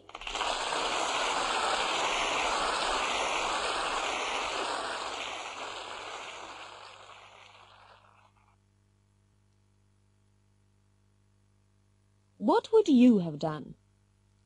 Last week we invited readers to write and tell us about things that had happened to them, or things that they had heard about. We wanted stories where people just didn't know what to do next. Here are the stories that interested us most. I was in a small country pub. I just sat down with a pint of beer. Suddenly this huge man, he looked like a boxer, came over, picked up my beer, drank it, banged the glass down on the table, stared straight at me, and then walked away without saying anything. I suppose I should have said something, but I was scared stiff. I didn't know what to do. What would you have done? Mr. A. Watney, Hull. I was on a touring holiday of France. It was a very hot day, and I stopped at a small deserted beach. I hadn't got my swimming costume with me, but it was early in the morning, and there were no people or houses in sight. So I took off all my clothes and swam out to sea. I'm a very strong swimmer. I lay on my back, closed my eyes, and relaxed in the water. When I looked back at the beach, a coach had arrived, and there were 30 or 40 people sitting on the sand having a picnic. What would you have done? Mr. T. Horniman, Ipswich. I was told a lovely story about the Bishop of Fleetwood. He'd gone to New York for a church conference. Anyway, when he stepped off the plane, there were a lot of journalists and cameramen. The first question one of the journalists asked was, "Do you intend to visit any nightclubs in New York?"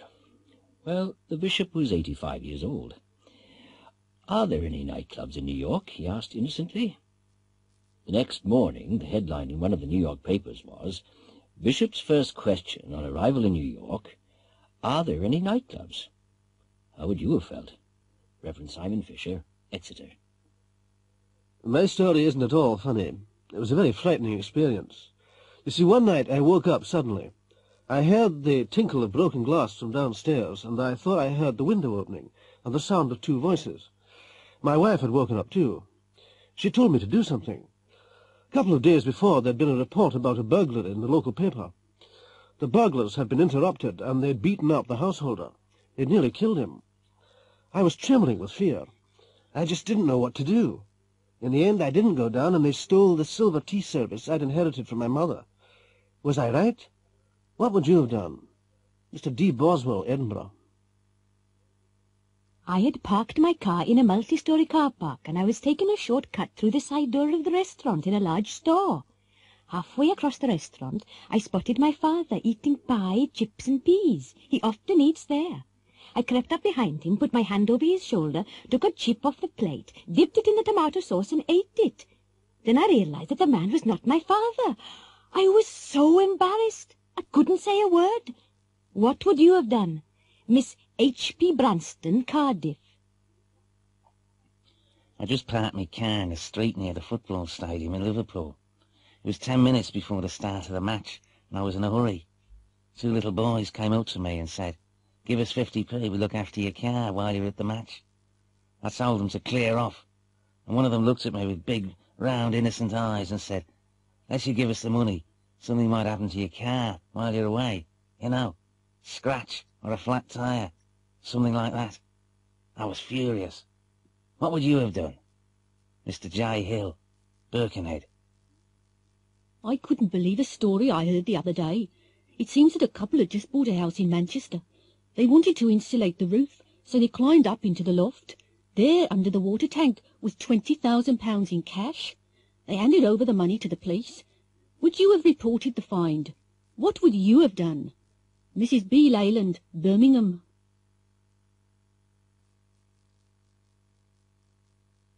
A bad day at the office.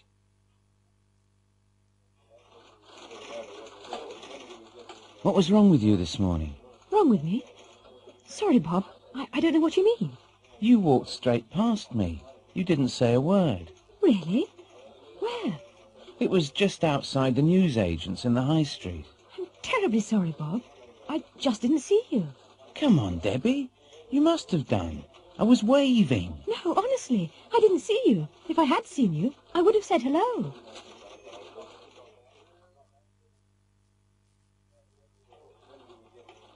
Debbie, have you sent that telex to Geneva? No, I haven't. Why haven't you done it yet? It's urgent. Because you didn't ask me to do it. Didn't I? No, you didn't. If you'd asked me, I'd have sent it.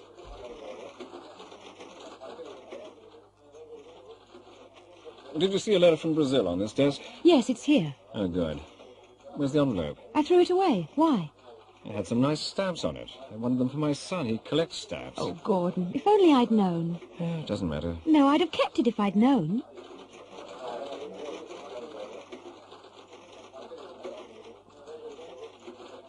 What's the matter, Jeff? You don't look very well. No, I've had a terrible cold. I've been in bed all weekend, but it's better today. I had a bad cold last week. I know, and you gave it to everyone in the office. I wouldn't have come to work if I'd had a cold like that. Debbie? Yes? Did you type this letter? Yes, why? Is there something wrong with it? Have a look. This should be £400.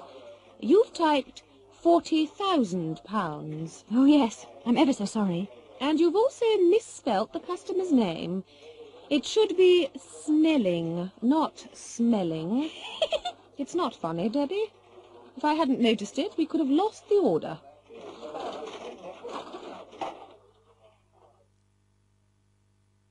Hi, Debbie. Did you have a good day today? No, I didn't. I'm glad today's over. Everything went wrong. Really? Yes. I made a lot of typing errors, then I forgot to send a telex, and I offended Bob because I ignored him in the street. Why was that? It was that party last night. If I hadn't gone to bed late, it wouldn't have been such an awful day. I'm having an early night tonight. A Saturday afternoon.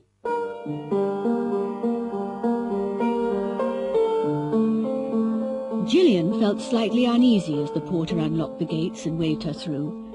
St. Alfred's Hospital was not an ordinary mental institution. It was the most exclusive institution of its type in the country. You had to be not only mentally ill, but also extremely wealthy to be accepted as a patient. She parked her car outside the main entrance of the imposing 18th-century building. She paused on the steps to look at the superb ornamental gardens and surrounding parkland. An old man in a white Panama hat was watering the flower bed beside the steps. He smiled at her. Good afternoon, miss. A lovely day, isn't it? Yes, it certainly is. Are you a new patient? Oh, I'm not a patient. I'm just here to do some research. Will you be staying long? I really don't know. I wonder if you could direct me to Dr. Carmichael's office. Certainly, miss. Just go through the main door, turn left, walk down to the end of the corridor, and it's the last door on the right. Thank you very much indeed. Dr. Carmichael was waiting for her. He had been looking forward to meeting his new research assistant. He himself had always been interested in the special problems of long-stay patients. Dr. Carmichael was very proud of his hospital, and she was impressed by the relaxed and informal atmosphere. She spent the mornings interviewing patients and the afternoons writing up the results of her research in the gardens. Some of the patients were withdrawn and depressed. Some seemed almost normal. Only one or two had to be kept locked up. She found it hard to believe that all of them had been thought too dangerous to live in normal society. She often saw the old man in the Panama hat. He spent most of his time working in the gardens, but he always stopped to speak to her. She found out that his name was Maurice Featherstone. He was a gentle and mild-mannered old fellow, with clear blue honest eyes, white hair and a pinkish complexion. He always looked pleased with life. She became particularly curious about him, but Dr. Carmichael had never asked her to interview him, and she wondered why. One night at dinner, she asked about Mr. Featherstone. Yes, Morris. Nice old chap. He's been here longer than anybody. What's wrong with him? Nothing. His family put him here 35 years ago. They never come to visit him, but the bills are always paid on time. But what had he done? Oh, I'll show you his file. It seems that he burnt down his school when he was 17. His family tried to keep the incident quiet. Over the next few years, there were a number of mysterious fires in his neighborhood, but the family did nothing until he tried to set fire to the family mansion. He was in here the next day. Morris never protested. And that was 35 years ago? I'm afraid so. If I'd had my way, I'd have let him out years ago. But he can't still be dangerous. No. He's had plenty of opportunities. We even let him smoke. If he'd wanted to start a fire, he could have done it at any time. Gillian was shocked by the story. She became determined to do something about it. She wrote letters to Morris's family, but never received a reply. He had never been officially certified as insane, and legally he could leave at any time. Dr. Carmichael was easily persuaded to let her talk to Morris. Morris, have you ever thought about leaving this place? No, miss. I'm very happy here. This is my home. And anyway, I've got nowhere to go. But wouldn't you like to go into the village sometimes? To walk around? To buy your own tobacco? I've never thought about it, miss. I suppose it would be nice, but I wouldn't want to stay away for long. I've spent 20 years working on this garden. I know every flower and tree. What would happen to them if I went here?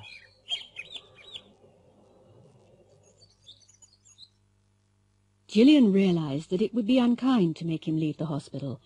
However, she found out that the next Saturday was his birthday. She arranged with the staff to give him a party. They wanted it to be a surprise, and Dr. Carmichael agreed to let him go out for the afternoon. There was a flower show in the village. Morris left at 2 o'clock. He seemed quite excited. They expected him to return about 4 o'clock. The cook had made a birthday cake, and the staff had decorated the lounge. Gillian was standing in the window when she saw him. He was early. He was walking up the drive towards the house, whistling cheerfully. Behind him, above the trees, Several thick black columns of smoke were beginning to rise slowly into the clear blue sky.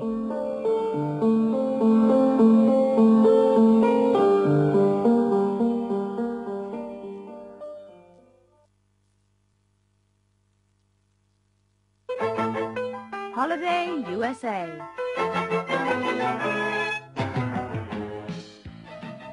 Can you see yourself riding a cable car in San Francisco, eating fresh crab and lobster at Fisherman's Wharf, winning a fortune in the casinos of Las Vegas, or walking with the stars along Hollywood Boulevard? Transatlantic Airways invite you to spend 2 unforgettable weeks in the cities of California and Nevada and enjoy the glitter and the glamour of the Golden West. Every city has its own character. San Francisco, with the Golden Gate Bridge, Chinatown, cable cars climbing up the steep hills, restaurants serving food from every country in the world. You'll be offered tours to see the scenery of Monterey and Carmel and the breathtaking views from the Pacific Coast Highway. Then you join the razzmatazz of Las Vegas, the gambling capital of the world, set in the Nevada desert.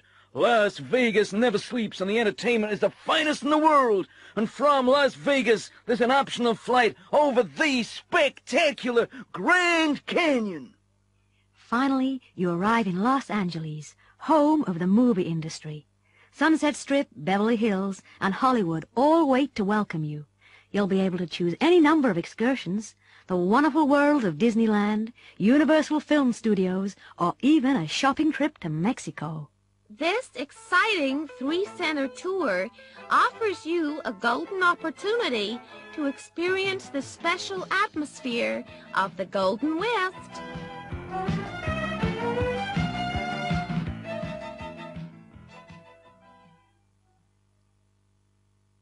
Mark and Emma Austin are a young couple in their late 20s.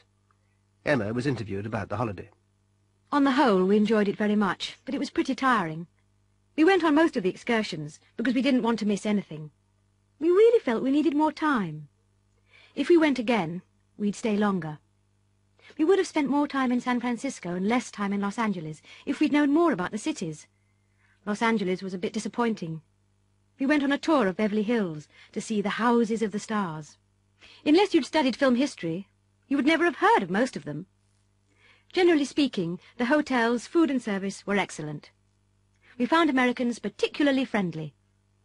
We probably took too much luggage. Clothes in the States were so cheap. It would have been a good idea to take empty suitcases. If we'd done that, the savings on clothes would almost have paid for the airfare. Jack and Vera Drake are a retired couple. Jack was asked about the holiday. We'd been looking forward to this trip for years, and it was the holiday of a lifetime. I think we liked Las Vegas most, but 2 nights were probably enough. If we'd stayed there much longer, we'd have lost all our money. We saw Tom Jones at the Desert Inn. I've never seen anything like that place. Disneyland is a must for anyone with children. If only we'd had our grandchildren with us, they would have loved it. We went on some of the excursions, and we could have gone on more, but you can't see everything, can you? I didn't think much of American beer, but Californian wine was a nice surprise. We wouldn't have chosen this tour unless it had been escorted. We're both in our 70s, and we couldn't have managed on our own. Everybody was so helpful to us.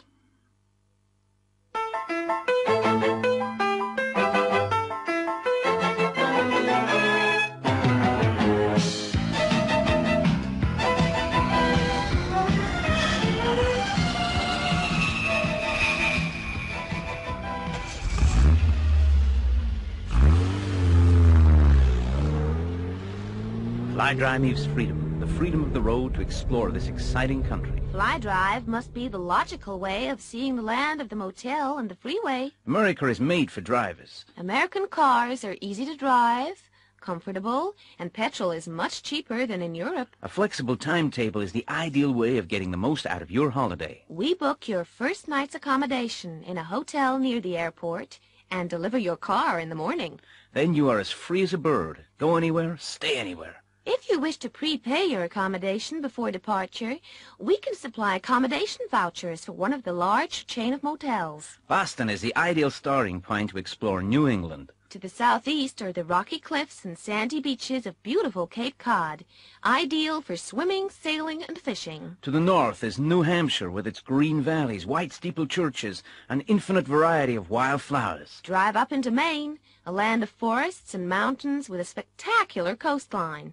Drive west across New York State to Niagara Falls, or south through the beautiful rolling hills of Connecticut to a coastline of resort towns and fishing ports.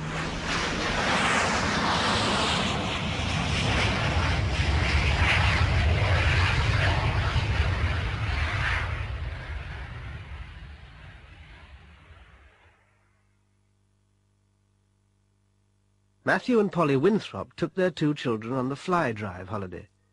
Polly's talking about it. We'd never have gone fly drive unless we'd had the kids with us. Matthew is a bus driver, and it wasn't much of a holiday for him. But I think it's the only way to travel with young children. The distances were much greater than we had imagined. If we had another holiday in the States, we wouldn't try to drive so far. I think we'd cover the longer distances by plane, and then hire a different car in each place. The motels were very well equipped, and the children were always made welcome. The motels didn't have much character, but when you're touring, you just need somewhere to sleep. Every room had TV. For us, that was marvellous. We wouldn't have been able to leave the children if there hadn't been a TV in the room. We would never have left them alone for too long, of course, but it was nice for us to go down to the bar for a drink. New England was absolutely fantastic, and would recommend it to anyone. Ian and Chris are in their early 20s. Chris spoke about their holiday. Oh, it was really great. We took it in turns to drive, so the distances didn't seem too long. American cars are tremendous. They're so big. One night we couldn't find a motel and we slept in the car. We bought loads of records and clothes. If we'd bought them in England, they'd have cost twice as much. We went in the autumn. They'd call it fall in the States, and the colours on the trees in New England were unbelievable. We wouldn't have chosen this holiday unless we'd liked driving. You spend a lot of time in the car. We intend to go again next year, but we'll go to Miami or San Francisco, if we can afford it.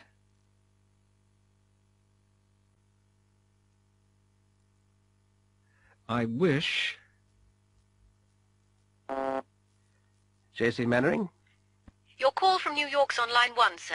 Paris has just come through on line 2, and I've got a call from Tokyo on line 4. Ask them to ring back tomorrow, Judy. Tell them I'm not here. It's far too late. I wish I wasn't here. I've had enough today.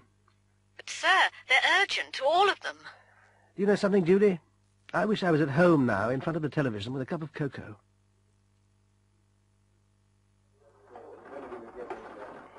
Look at that.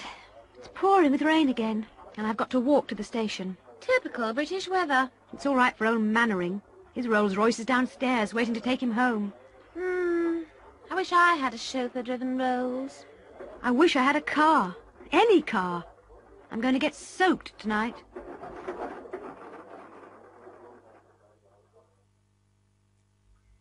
Oh, James, still here?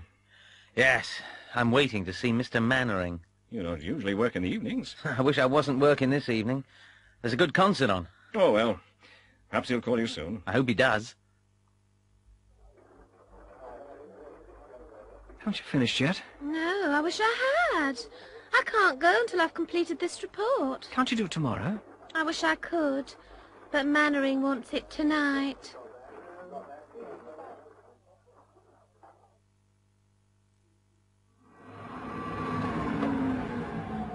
Evening, Joan. Evening, Shirley. Oh, I don't feel like working tonight. Neither do I. I hate this kind of work. Why'd you do it, then? I wish I didn't have to, but we need the money. My husband's out of work again. I know what you mean. I wish I'd learned to type or something like that. We can all wish. I left school at 14. I wish I hadn't, but there was no choice in those days. Youngsters have so many opportunities nowadays. I wish we'd had the chances. I'd never have ended up as a cleaner. Come on, Shirley, let's have a cup of tea.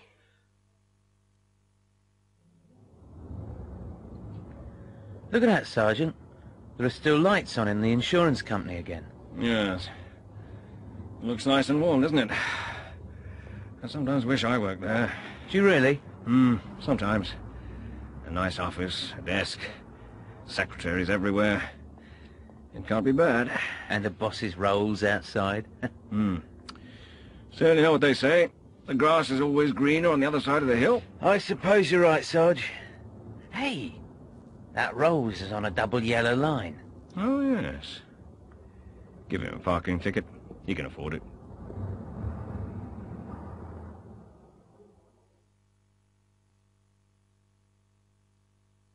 The happiest days of your life.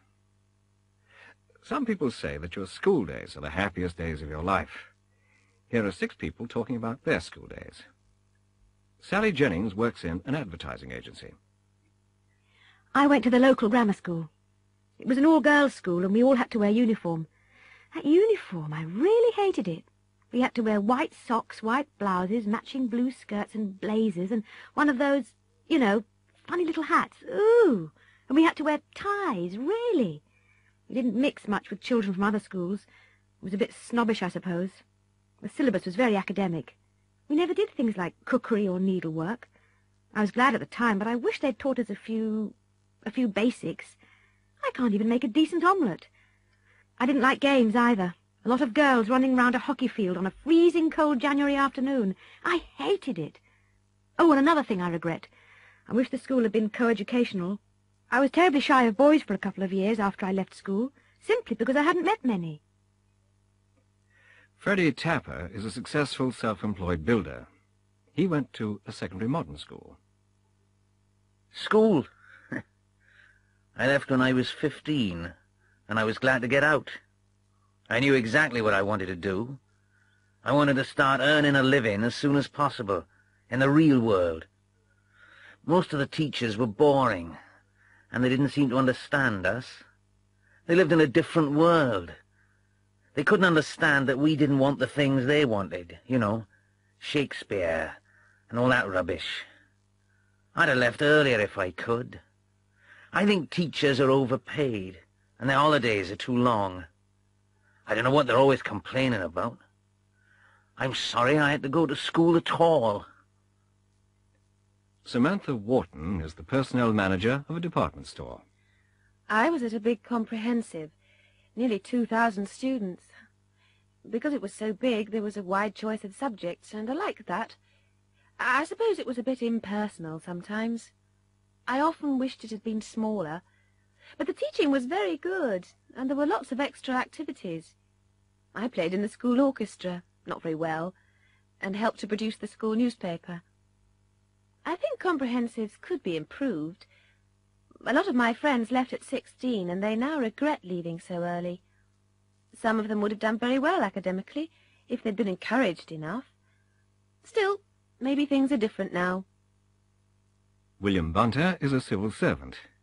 He's a senior official in the Foreign Office. I went to Eton, actually. I suppose I had a very privileged education. Academic standards were very high, and I was able to go on to Oxford.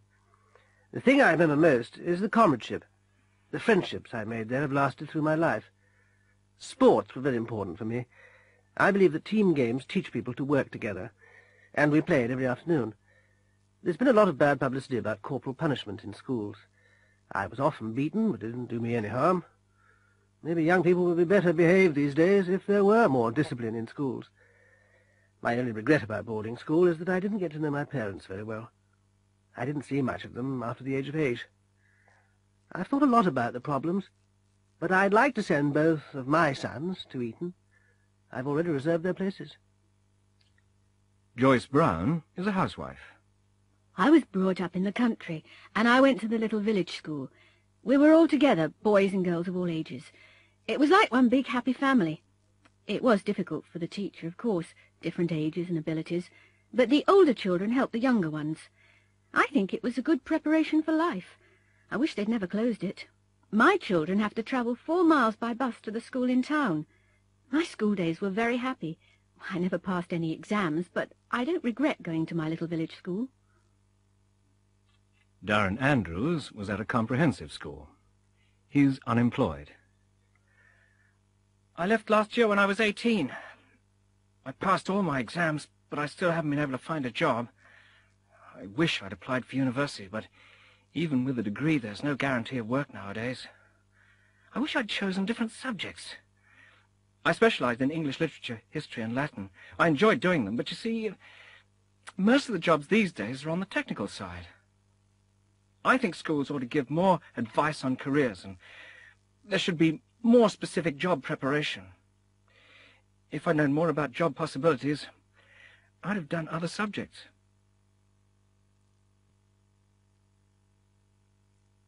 Miss Britain. This is the third and final stage of the Miss Britain competition. We've seen all the contestants in bathing costumes and in evening dresses, and the judges have selected our 6 finalists. The last stage is the interview, and in this stage, our contestants will be judged on charm, intelligence, and personality. Our 6 finalists are number 14, Miss Lancashire, number 13, Miss Dorset, Miss Norfolk, number 50, Miss Gwent, number 6, number 30, Miss Strathclyde, and Miss Warwickshire, number 40. Would the first contestant please come forward?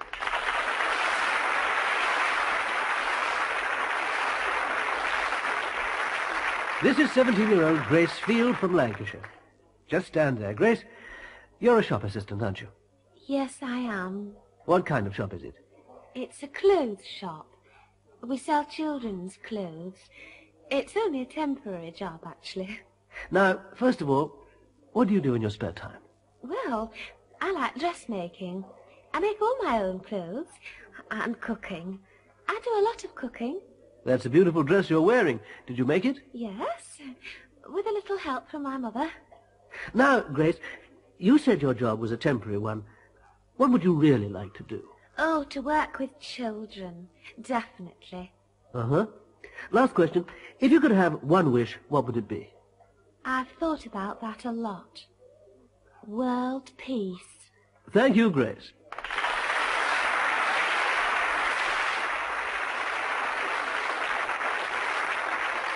Our next contestant is a beauty consultant from Dorset, Victoria Hardy. Victoria's 25. Hello, Victoria. Good evening, Terry. It's lovely to meet you. Thank you. Have you got any great ambitions, Victoria? Yes, I'd like to sail across the Atlantic. The Atlantic? Alone? No. Have you any experience of sailing? Yes, I go sailing every weekend. Is that your only hobby? It's my favourite one, but I like horse riding too. Good. What about one wish? I'd wish for a long life. Very nice. Thank you very much, Victoria.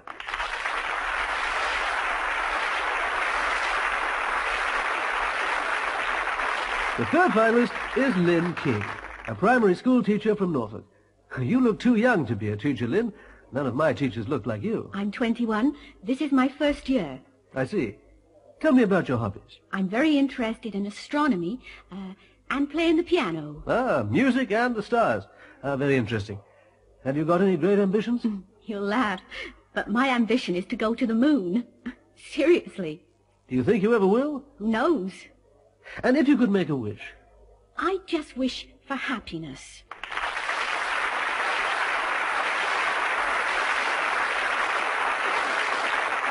Next we have Myfanwy Lloyd, a 19-year-old brunette from Gwent in Wales. What do you do, Myfanwy? No, Myfanwy. We pronounce it Myfanwy. I'm still at university. What are you studying? Drama. It's also my hobby. Any other hobbies, Myfanwy? Well, I'm a black belt in judo. Oh, dear. I'd better pronounce your name correctly, hadn't I? It's all right. What do you hope to do when you leave university? To be an actress. I'm sure you'll be successful. Would you like to make a wish? Yes. I'd wish for health. I think it's the most important thing in life.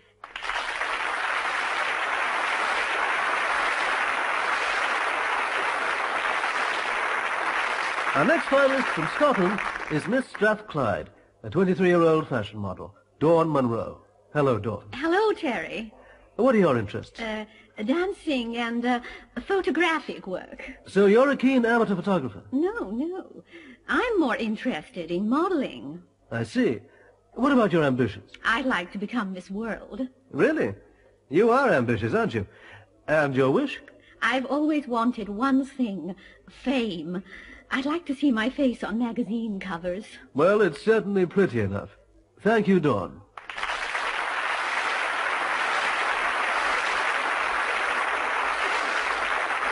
Finally, Kerry Talbot, Miss Warwickshire. How old are you, Kerry?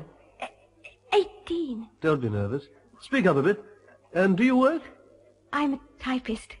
What do you like doing in your free time? Reading. I like reading and swimming. What's your ambition? To have a large family. I love children. And if you had one wish, what would you ask for? It sounds silly, but I'd ask for good luck. I'm very superstitious. Look, my fingers are crossed. Thank you, Kerry. Now, while our judges are making their final decision, we'll take a short break.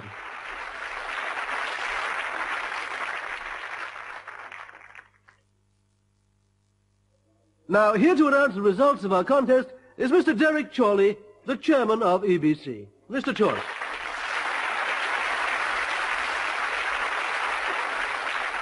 Thank you, Terry. I'm going to read the results in reverse order.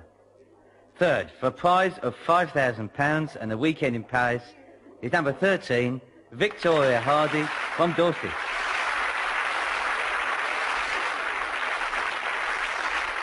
Second, for the prize of £10,000 and a holiday in Spain, is number 6, Mervyn Lloyd.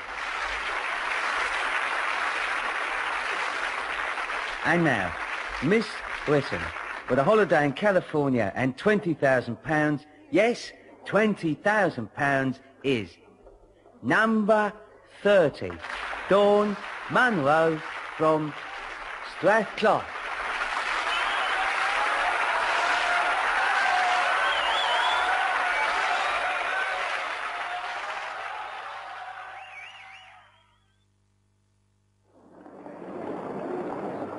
I never watch beauty contests. They're like a cattle market. I think they insult the intelligence of women. No woman with any self-respect would ever enter a competition like this. I find them totally degrading. I certainly don't take them seriously. They're harmless fun, really. I mean, you see prettier girls every day in shops and offices, but people earn a living from their intelligence or from their abilities. Why shouldn't they make money from their appearance? I occasionally watch them, but I don't think I'd like them if I were a woman. After all, a lot of girls would look just as good with the makeup, clothes and lights. Anyway, beauty's only skin deep. I often feel irritated when I'm watching a beauty contest. The values are false. I always watch them. I like looking at pretty girls. I'd rather watch a beauty contest than a program about politics. There isn't enough glamour in the world. If you don't like it, you can always switch off the television.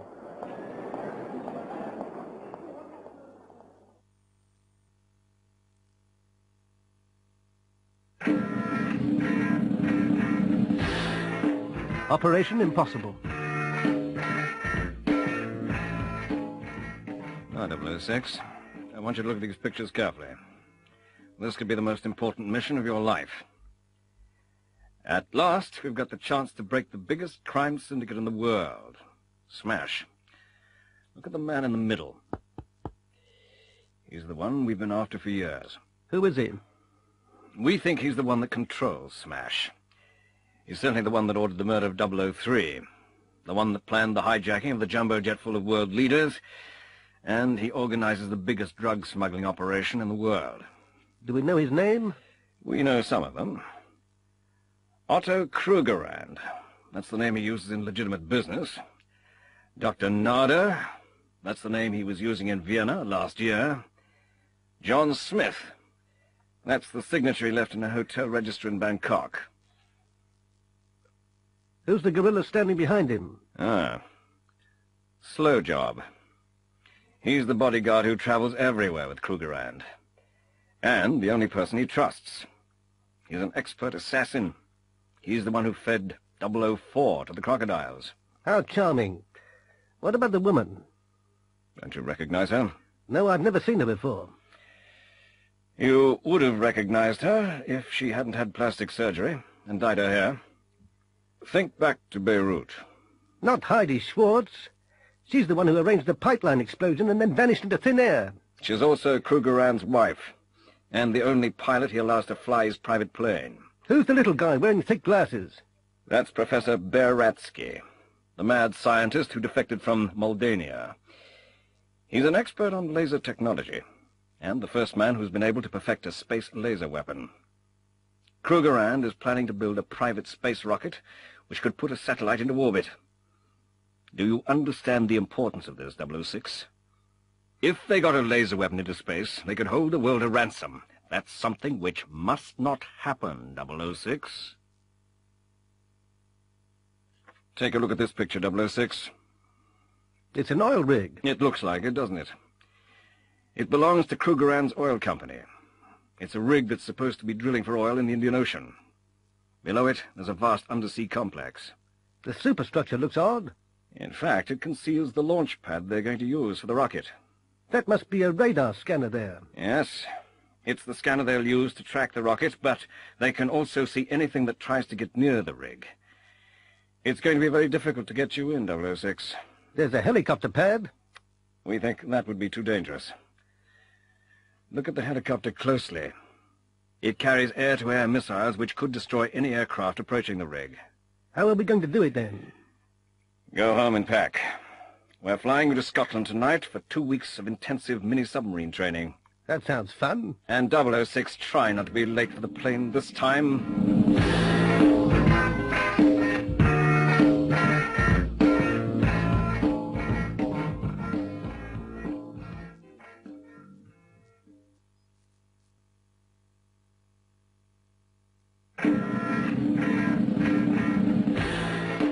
Operation accomplished.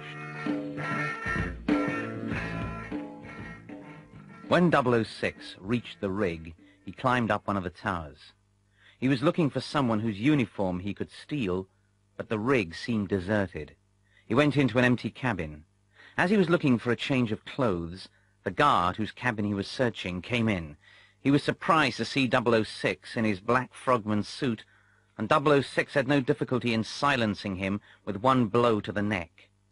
Fortunately, the guard was about the same size as 006, and the uniform fitted perfectly. There was a pass in the pocket. The pass operated the lift which went down to the undersea complex. 006 woke up with his hands tied behind his back. His head was throbbing. He was not alone. In the room were Krugerrand, Slowjob, Heidi, and the guard whose clothes he was wearing. And a beautiful girl, whose hands were also tied, was lying beside him. 006 recognized her instantly. She was Pip Kingsley, an American agent he'd met in Washington. 006 looked at his watch. The explosive device he'd put on the rig was timed to explode in 45 minutes. Krugerrand noticed that 006 was awake. "Welcome, Commander Fleming. We've been expecting you," he said, smiling. "Unfortunately, we haven't got time to show you around. Blast-off is in 40 minutes. Slowjob will take you to feed the sharks. They must be very hungry by now." "I'm delighted to meet you, Krugerrand. I've been looking forward to it. Thank you for your invitation. I've always been interested in big fish. See you later." "I don't think so, Commander. This will be your last mission. Slowjob, take Commander Fleming and Miss Kingsley to the aquarium." Slowjob escorted them to Krugerrand's private apartment. One wall was made of thick glass, and behind it 006 could see the dark shapes of the sharks cruising around. Slowjob pushed them up a spiral staircase to a platform above the shark tank. "Ladies first," 006 said politely. No, after you," replied Miss Kingsley with a smile on her face. "You wouldn't refuse us a last cigarette, would you, Slowjob?" 006 asked. "I don't smoke," Slowjob grinned. and you should give up smoking. It's bad for your health. Now come on, slow job. There are some cigarettes and a lighter in my pocket. 006 indicated his jacket pocket. Okay, but don't try anything. Slow job reached into 006's pocket and took out the cigarettes and lighter. He was careful to keep his gun trained on 006 all the time. He took a cigarette out of the packet and pushed it into 006's mouth. He pressed the lighter with his thumb. The sudden force of the flame took him by surprise. At that moment, 006 kicked him in the stomach. He fell backwards and disappeared into the tank. Within seconds, all that remained of him was a red pool of blood on the surface. The lighter had dropped to the floor and was still burning, and 006 was able to burn through the ropes which held his hands. He quickly released Miss Kingsley. He glanced at his watch. "We haven't got much time," he said. "Can you fly a helicopter?" "I can fly anything if I have to," she replied calmly. "Good. Go and get the engine started and be ready to go. If I'm not there in exactly 10 minutes, go without me." 006 ran back to the control room and walked calmly in. "Good evening, gentlemen," he said. Krugerrand turned, and he was moving his hand towards his pocket when a jet of flame from 006's lighter threw him back across the room. 006 pointed the lighter at Baratsky and Heidi while he pulled every switch on the control panel until it exploded and burst into flames. 006 ran quickly to the lift, but it was on fire. He had 5 minutes left, and he started to climb the ladder in the lift shaft. He was halfway up when he felt a hand grabbing at his ankles. It was Krugerrand.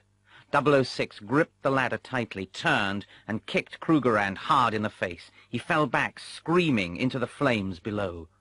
The helicopter was already in the air, hovering about a meter above the pad. 006 leapt onto a wheel, shouting, "Take it up! Take it up!" The helicopter soared into the sky. A few seconds later, there was a massive explosion as the rig went up. 006 managed to climb into the helicopter cabin. He sat back, reached into his pocket, and took out his cigarettes. He put one in his mouth. "Oh, blast," he said. "I seem to have forgotten my lighter. You haven't got a light, have you?"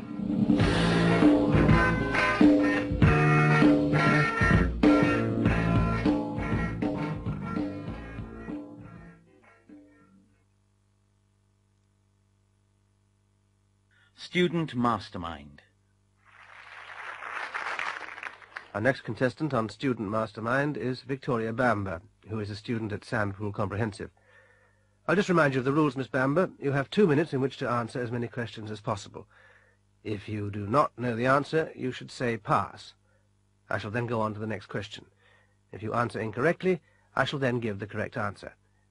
You will get 1 point for each correct answer. If 2 contestants have the same number of points at the end, the one who has the fewest number of passes will be the winner. Are you ready? Yes. Can you name the President of the United States whose early career was in Hollywood? Reagan. Ronald Reagan. Correct. What is an instrument which shows the direction of north? A compass. Correct. Can you tell me the name of the sea where eels go to breed and die? Pass. Name the person who became the first woman Prime Minister of Britain. Margaret Thatcher. I'll accept that. What is the date when the United States celebrates its independence? The 4th of July. Correct. What do we call a person who always expects the best to happen? An optimist. Correct. Can you tell me the language which was spoken in the Roman Empire? Italian? No, wrong. The correct answer is Latin. What is the office people visit when they want advice about their marriage? Pass. Who was the Egyptian queen whose beauty was famous throughout the world? Cleopatra. That's correct. What's the newspaper column where jobs are advertised? The job adverts? Can you be more exact? No, I can't think of it. I'm afraid I can't give you that. We were looking for situations vacant. Now, can you tell me... I've started, so I'll finish. Can you tell me the name of the French emperor whose final battle was at Waterloo? Napoleon Bonaparte. Correct. And at the end of that round, Victoria Bamber has scored 7 points. You passed on 2. The sea where eels go to breed and die is the Sargasso Sea, and the office people visit when they want advice about their marriage is the Marriage Guidance Council. Thank you. Can we have our next contestant, please?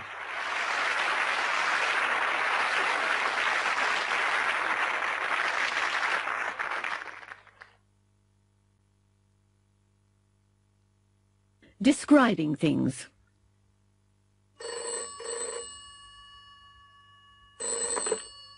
British Rail lost property, Waterloo. Oh, good morning. I left my briefcase on the train this morning. I wondered if it had been handed in. Which train, sir? Sorry, the 747 from Bournemouth. Can you describe the briefcase, sir? Yes. It's sort of, well, an average-size, rectangular, black leather briefcase with brass locks. We've got rather a lot like that, sir. Did it have your name on it? No, not my name. But it's got the initials JR near the handle. Hang on then, sir. I'll just go and have a look.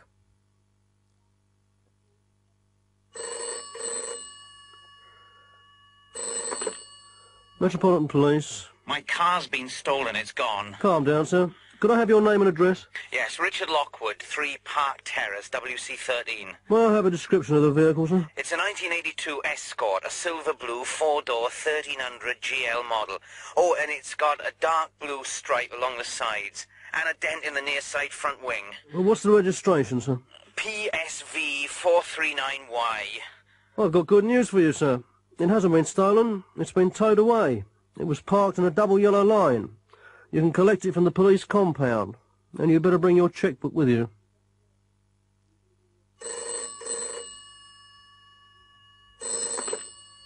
Rebecca Truman speaking. Ah, Mrs. Truman. This is Fox and Connor, the estate agents. I think we've found a house that you may be interested in. Could you tell me something about it? It's in Red Hill, near the station, as you requested.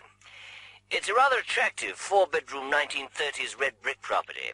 It's in very good decorative order with a fitted kitchen. And the garden? There's a large, mature garden. Would you like to view it? Yes, I think it's worth a look. Could you put the details in the post?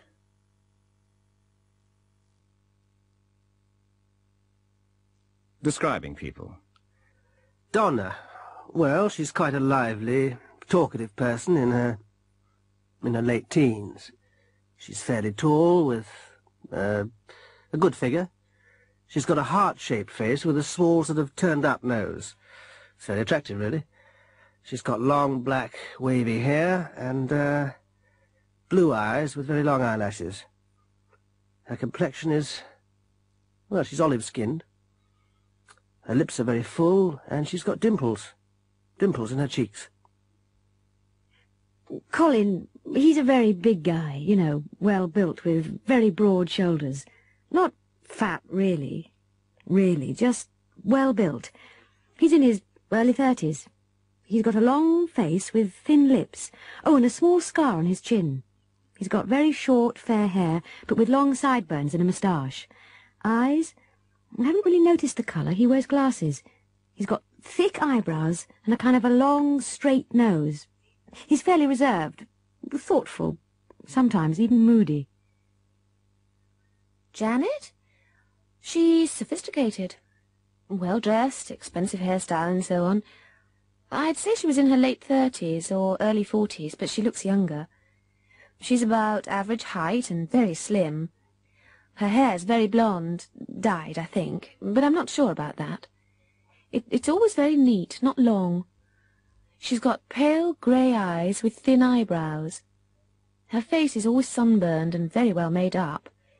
It's an attractive face. Not really beautiful, but very attractive, you know what I mean. High cheekbones, small chin. Oh, and yes, there's a beauty spot on her left cheek. She's a very calm and reliable sort of person, very sociable and always very, very polite. Robert? Oh, Robert's a wonderful person, really. He's elderly, but not old. Still very lively and amusing. He's probably in his early 70s.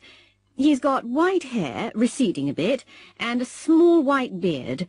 He's medium build, a little overweight, perhaps. He's got very nice large brown eyes, and he always seems to be smiling. Lots of wrinkles round the eyes. Laughter lines, I think you call them.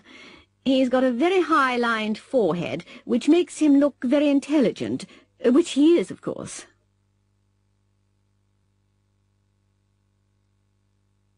Budget Day. The British government normally announces changes in taxation once a year. This usually happens in March, when the Chancellor of the Exchequer reads his budget proposals in the House of Commons. He outlines the changes in taxation which will balance government income and expenditure for the next year. Sometimes the changes in indirect taxation take effect immediately.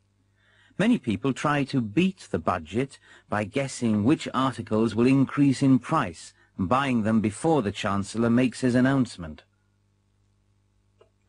Hello, darling. You're late. Yes, I went to the garage to get some petrol. But that only takes 5 minutes, doesn't it? Not today. There was a queue halfway down the road. Really? Why? There isn't another oil crisis, is there? No, they were all filling their tanks to beat the budget. Everybody expects a big increase in tax on petrol. I bought 10 gallons. It says in the paper that they might increase taxes on electrical goods. Perhaps we should buy that new fridge-freezer we were looking at. What do you think? Yes, we need one anyway. Well, can you get to the shop at lunchtime? I'm afraid not.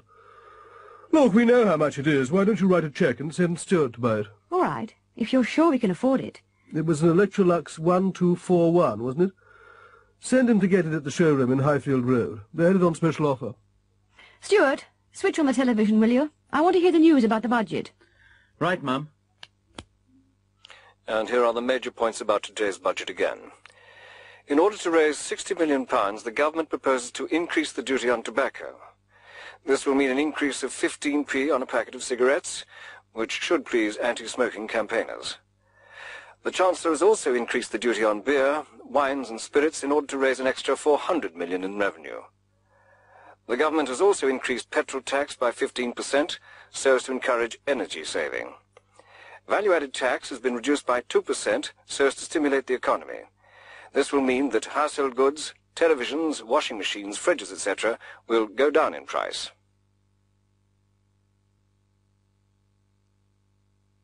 Do it yourself. Well, I'm very impressed by all the work you've done on your house, Mr. Miller. How long have you been working on it? I first became interested in do-it-yourself several years ago. You see, my son Paul is disabled. He's in a wheelchair. And I just had to make alterations to the house. I couldn't afford to pay workmen to do it. I had to learn to do it myself. Have you had any experience of this kind of work? Did you have any practical skills? No. I got a few books from the library, but they didn't help very much. Then I decided to go to evening classes so that I could learn basic carpentry and electrics. What sort of changes did you make to the house? First of all, practical things to help Paul. You never really realise the problems handicapped people have until it affects your own family. Most government buildings, for example, have steps up to the door. They don't plan buildings so that disabled people can get in and out. We used to live in a flat, and of course it was totally unsuitable. Just imagine the problems a disabled person would have in your house. We needed a large house with wide corridors so that Paul could get from one room to another. We didn't have much money, and we had to buy this one. It's over 90 years old, and it was in a very bad state of repair. Where did you begin? The electrics. I completely rewired the house so that Paul could reach all the switches. I had to lower the light switches and raise the power points. I went on to do the whole house so that Paul could reach things and go where he wanted. What else did you do? By the time I'd altered everything for Paul, do-it-yourself had become a hobby. I really enjoyed doing things with my hands. Look, I even installed smoke alarms. What was the purpose of that? I was very worried about fire. You see, Paul can't move very quickly. I fitted them so that we would have plenty of warning if there were a fire. I put in a complete burglar alarm system. It took weeks. The front door opens automatically, and I'm going to put a device on Paul's wheelchair so that he'll be able to open and close it when he wants. What are you working on now? I've just finished the kitchen. I've designed it so that he can reach everything. Now I'm building an extension so that Paul will have a large room on the ground floor where he can work. There's a £10,000 prize. How are you going to spend it? I'm hoping to start my own business so that I can convert ordinary houses for disabled people. I think I've become an expert on the subject.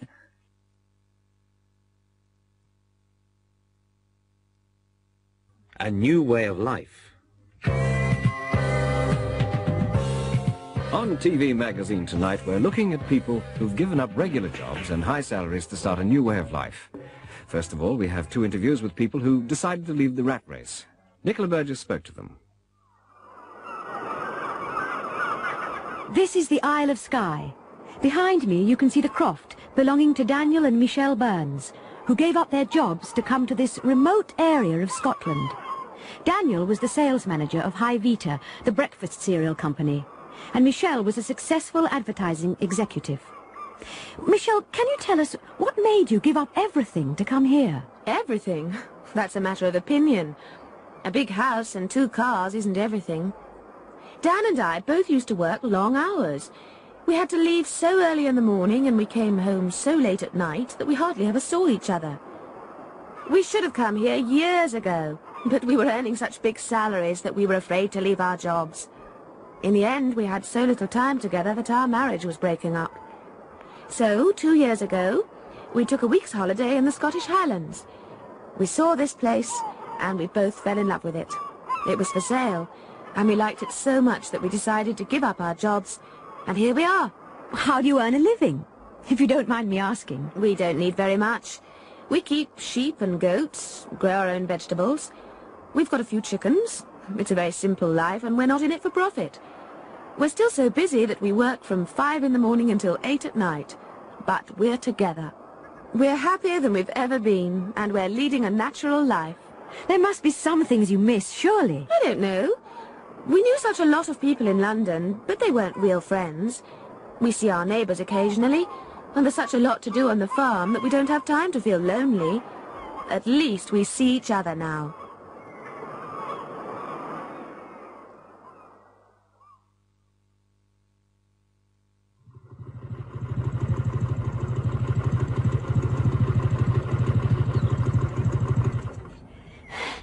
The motorbike I'm sitting on is a very special one.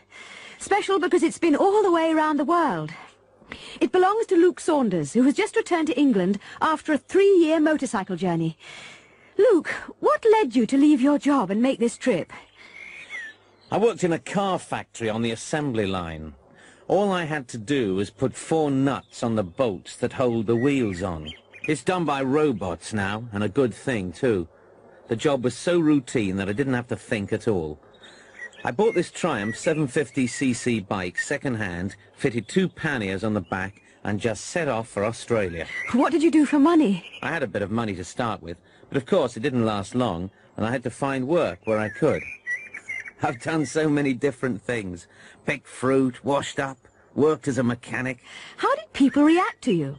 In India, for example. Everywhere I went, the people were so friendly that problems seemed to solve themselves. There was such a lot of interest in the bike that it was easy to start a conversation. You know, often you can communicate without really knowing the language. Did you ever feel like giving up, turning round and coming home? Only once, in Bangladesh. I became so ill with food poisoning that I had to go to hospital, but it didn't last long. You've had such an exciting time that you'll find it difficult to settle down, won't you? I'm not going to. Next week I'm off again, but this time I'm going in the opposite direction. See you in about 3 years' time.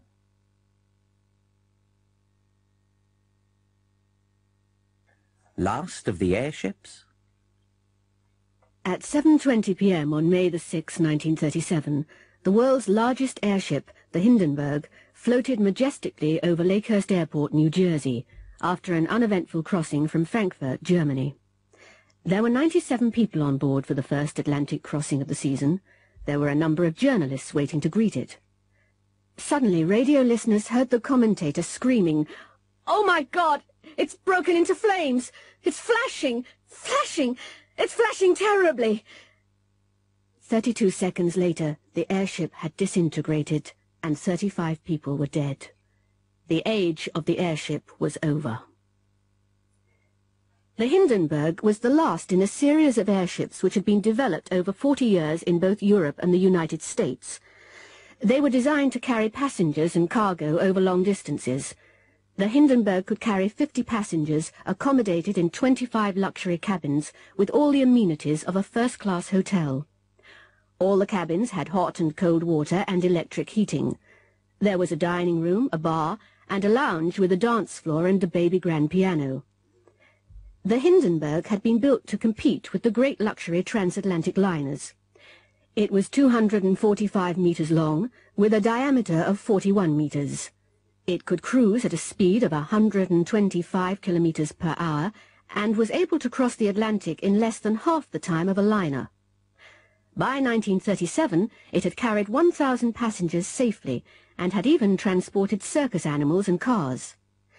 Its sister ship, the Graf Zeppelin, had flown 1.5 million kilometers, and it had carried 13,100 passengers without incident. The Hindenburg was filled with hydrogen, which is a highly flammable gas, and every safety precaution had been taken to prevent accidents.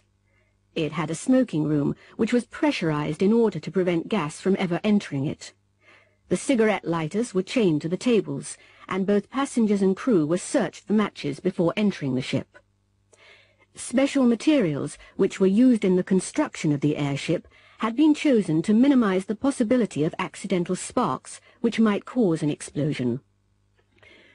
Nobody knows the exact cause of the Hindenburg disaster. Sabotage has been suggested, but experts at the time believed that it was caused by leaking gas, which was ignited by static electricity. It had been waiting to land for 3 hours because of heavy thunderstorms. The explosion happened just as the first mooring rope, which was wet, touched the ground. Observers saw the first flames appear near the tail, and they began to spread quickly along the hull. There were a number of flashes as the hydrogen-filled compartments exploded. The airship sank to the ground. The most surprising thing is that 62 people managed to escape. The fatalities were highest among the crew, many of whom were working deep inside the airship. After the Hindenburg disaster, all airships were grounded, and until recently they have never been seriously considered as a commercial proposition.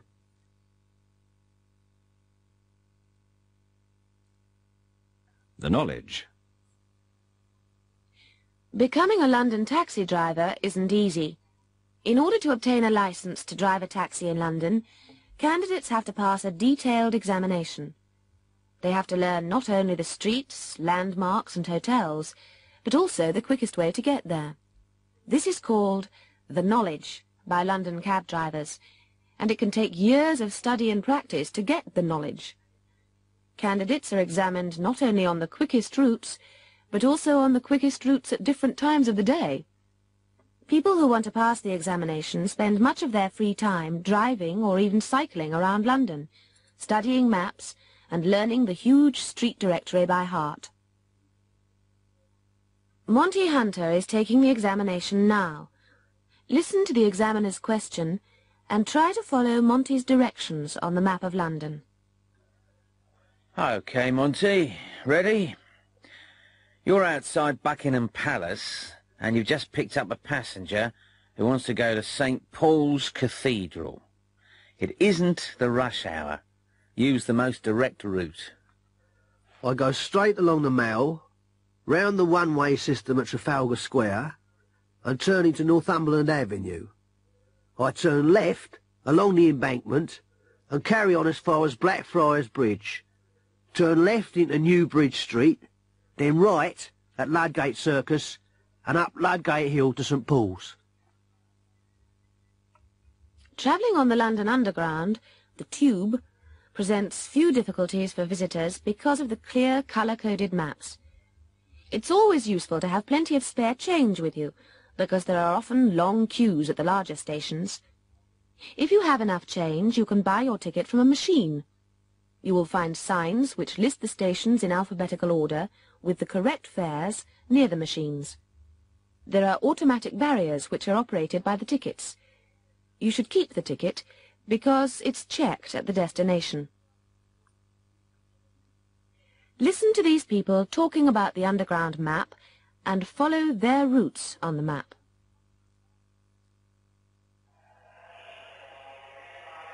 Peter and Susan have just arrived at Victoria. Right. We've got to get to Baker Street. Can you see it? Yes, it's up here.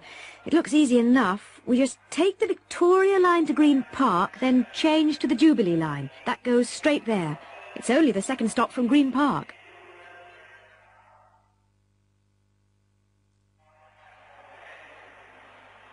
Laura is at the inquiry office at King's Cross.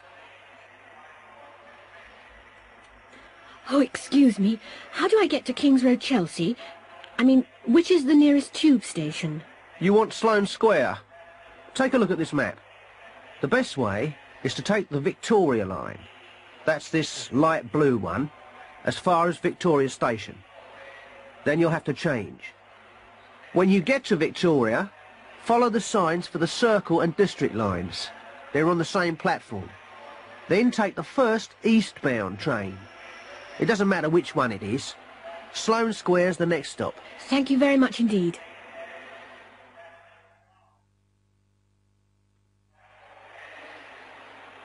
Simon and Elizabeth are at Waterloo. Where's a map? There's one over here. They said the hotel was near Russell Square. Can you see it? Yes, it's up here, in the top right of the map. Look, I reckon we should take the Bakerloo as far as Piccadilly Circus, then change to the Piccadilly line. That's the dark blue one. It's only 4 stops to Russell Square. Are you sure that's the quickest way? We could take the Northern line, it's the black one, to Leicester Square and join the Piccadilly line there. There's not much in it, really. Might as well take the Northern. Have you got any change for the ticket machine?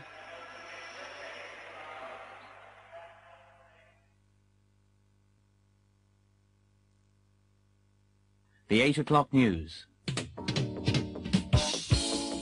Good evening, and here is the 8 o'clock news. 5,000 people marched through the streets of Chesilworth today, protesting against plans for a new international airport near the town. Although there was such a large number of demonstrators, there was no trouble. The demonstrators marched to the town hall, where a public inquiry into the plans was taking place, and handed in a petition to the chairman of the inquiry. A new airport is needed because the other airports in the London area are overcrowded. Several sites for the new airport have been suggested, and Chesilworth was considered because it is near both a major motorway and a railway line. Although it was a protest march, there was almost a carnival atmosphere, and both demonstrators and police remained good-humoured. Families were evacuated from 4 streets in the centre of Glasgow today because of a gas explosion. The explosion occurred at 10 a.m. in a deserted house in Mickle Street. Gas board officials believed that the explosion was due to leaking gas. The house had been empty for several months, and they suspect that a gas main had cracked because of vibration from roadworks in the street. Windows 100 metres away were broken by the blast. The police have forbidden anyone to enter the area until the gas board has completed tests. SC rescue helicopters from RAF Sopwith were called out after a yacht capsized in a storm off the Devon coast. Despite high seas, the helicopters lowered rescue teams to try and save the crew. 2 men and a girl were pulled to safety. Unfortunately, the other 2 crew members died in spite of the rescue team's efforts. One was lost at sea, the other was rescued and taken to hospital, but was dead on arrival.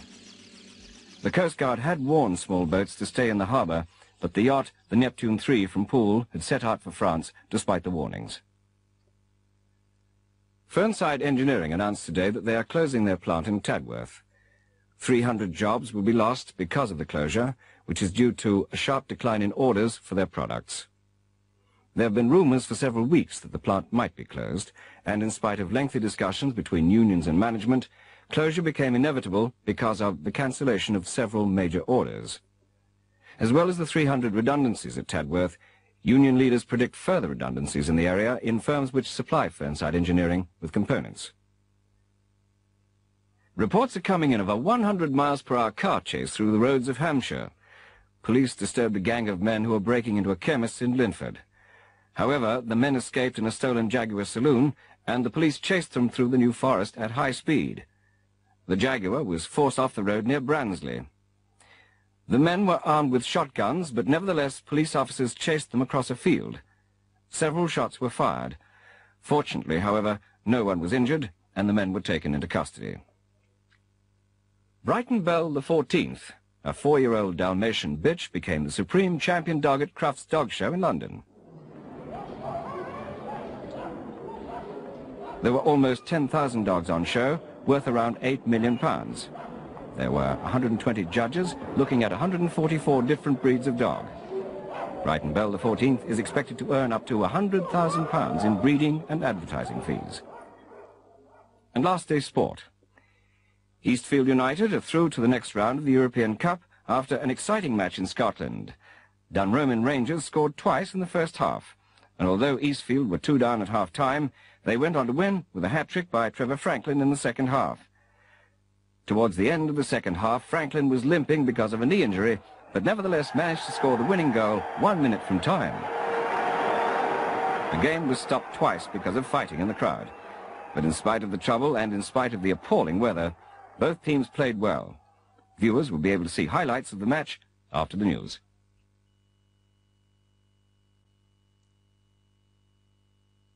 The annual dinner dance. Every year, Continental Computers holds an annual dinner and dance, to which all employees and their husbands and wives are invited. It is the only time of the year when all the employees get together socially. Christopher Simpson is a young accounts clerk. He's speaking to Edward Wallace, the Chief Personnel Officer. Mr. Wallace, can I buy you a drink? Oh, that's very kind of you, Christopher. I'll have a scotch, a large one. Ice? No, just a splash of soda, please. Thank you. I wanted to ask you, what was happening about the job in Sheffield? It's being advertised next week. Are you interested? I might be. I really don't know what to do. I'm quite happy here, but it would be a promotion. Do you think I should apply? Why not? There's no harm in trying. I'll tell you what to do. Pop up and see me on Monday, and I'll tell you what I can about the job. Martin Webber is a computer programmer. He's at the dance with his wife, Melanie. Melanie, do you have to flirt with Philip every time we come to a dance? Oh, we were only dancing. There's no need to get jealous. I saw what he was doing. He was whispering to you. Oh, Martin, you don't know what you're talking about. He had to speak into my ear because of the music. How many drinks have you had? Oh, come on. That's got nothing to do with it. Do you want to hear what he said? I don't care what he said. He was asking me what he should buy for his wife's birthday. That's all. Jacqueline Dibben works in the marketing department. She's just met Fiona Johnson, who's in charge of advertising. Ah, Jackie. So, you're back from New York? Yes, Fiona. I've been doing market research there. I know. How did you get on? Well, what I saw in the States astonished me. Really.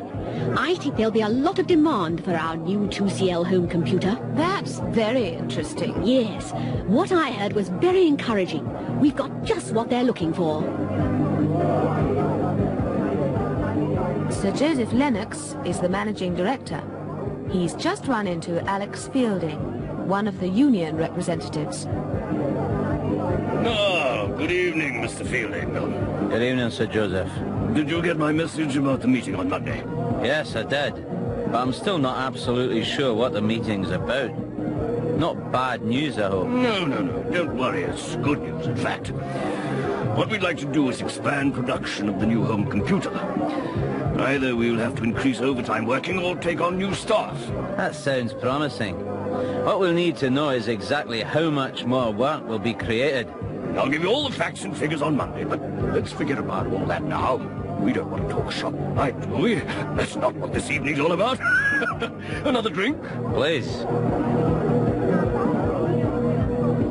Kelly is a secretary, and Teresa works in the data processing department. Hey, Teresa. Wasn't that Neil Pincher you were dancing with? Yes. Do you know what he asked me? No. He invited me out for dinner. You're not going, are you? No fear. I've heard all about him. I wouldn't go out with him if he was the last man on earth. So what did you say? What I wanted to say was, go to hell. But I just told him I was busy.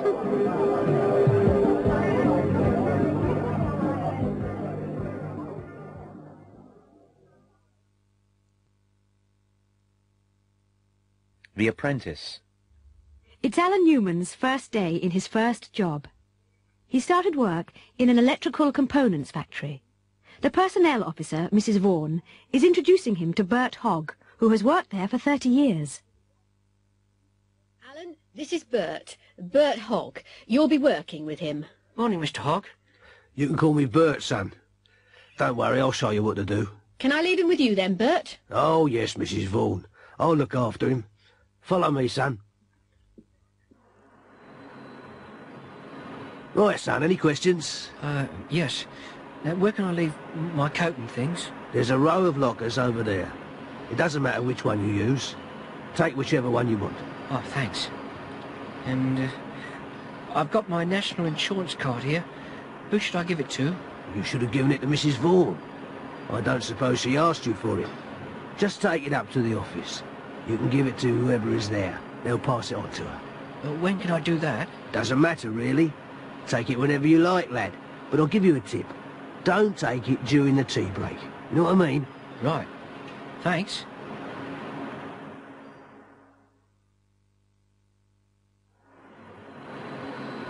Oh, another thing. Where can I leave my motorbike? There's plenty of room in the car park. Just don't put it in a numbered space. They're reserved for the directors' cars. But apart from that, you can leave it wherever there's room. Come on, I'll show you where you'll be working. This is our bench. Just watch me and do whatever I tell you. Okay? Okay. First of all, you can clean these tools. There's a bottle of white spirit on the shelf. All right. Is there any special way of doing it? Hey? Special way? No, son, no. Clean them however you want. There's no special way.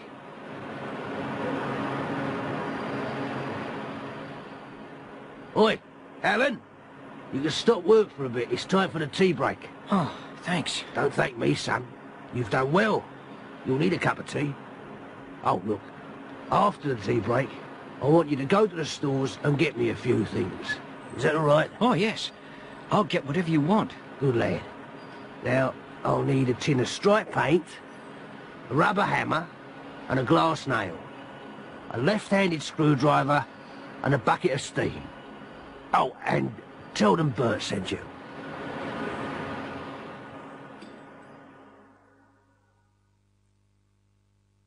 Morning. Morning. I've come to get a tin of striped paint. A what? Whatever are you talking about, son? A tin of striped paint. I want a tin of striped paint. Whoever told you to come and get that? Bert. Bert Hogg. Oh, Bert Hogg. What colour stripes would you like, son? Oh, I'm not sure. Perhaps I'd better ask him. I suppose he asked you to get a right-handed screwdriver as well. No, he wants a left-handed one. Just stop and think for a minute, lad. Just stop and think. Going to the doctor's. Good morning, Doctor. Hello, Mr. Williams. Take a seat. What seems to be the trouble? I'm not sure, Doctor, but I haven't been feeling too well. I think I must have a touch of flu. There's a lot of it going round at the moment. What are the symptoms? I'm feeling very tired, and I'm aching all over. I've been sneezing a lot, and feeling pretty feverish. Hot and cold all the time. Oh, and I've got a sore throat. Any vomiting? No, but I don't feel very hungry. I've got no appetite at all. Well, let's have a look at you. Open your mouth. Ah. Ah. Yes. Your throat's a bit inflamed. And the glands in your neck are swollen. Can you just unbutton your shirt? I want to listen to your chest. Breathe deeply. Right, I'll just take your temperature. Don't say anything for a minute. Just keep the thermometer under your tongue. I'll write out a prescription for you, but you know the best thing is just to go home, go to bed, and take plenty of fluids. Wayne fell off his bicycle. He's in the casualty department at the local hospital. Dr. Singh is examining him. Hello. Wayne, isn't it? You've had a bit of a fall. What were you doing? Going too fast? Yes, Doctor. I fell off going round a corner. You'd better get undressed then, and we'll take a look at you. That's a nasty cut. I'll have to put a couple of stitches in that. I've got a cut here too, Doctor.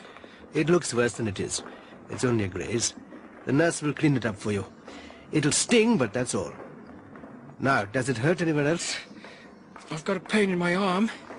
It's very sore and it feels stiff. Well, there's nothing broken, but you bruised your shoulder.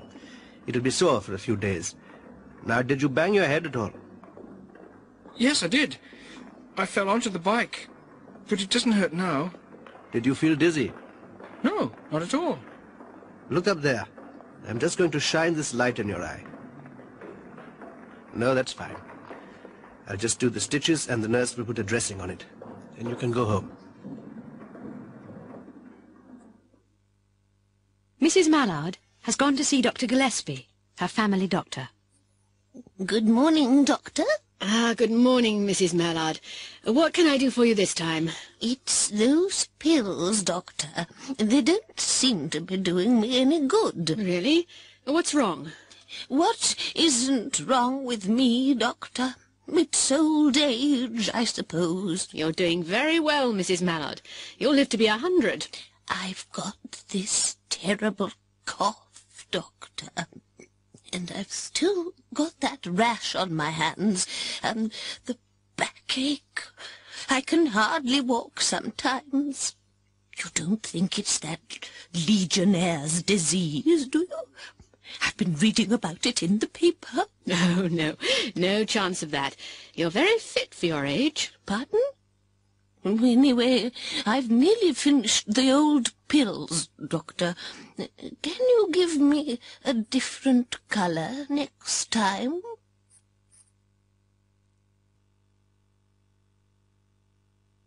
It's about time.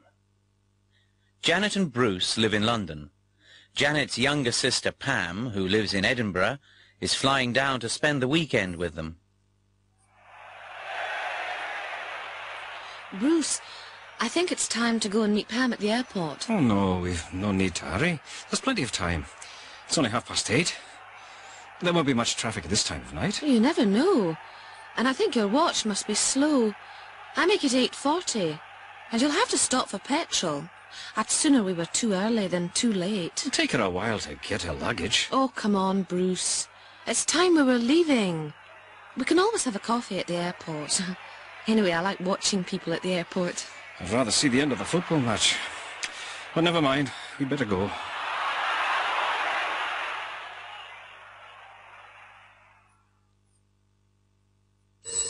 Janet, hold on a minute. There's the phone. You haven't got time to answer it now. Ignore it. No, I'd better see who it is. It might be important. Bruce McGregor speaking. Oh, Pam!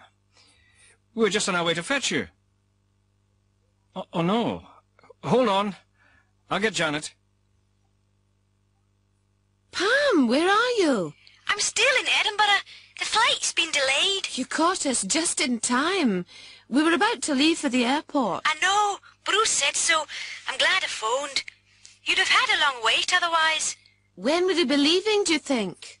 Oh, not for an hour at least. Look, don't bother to come out to the airport. It's no trouble. We'll meet you. No, I'd rather you didn't.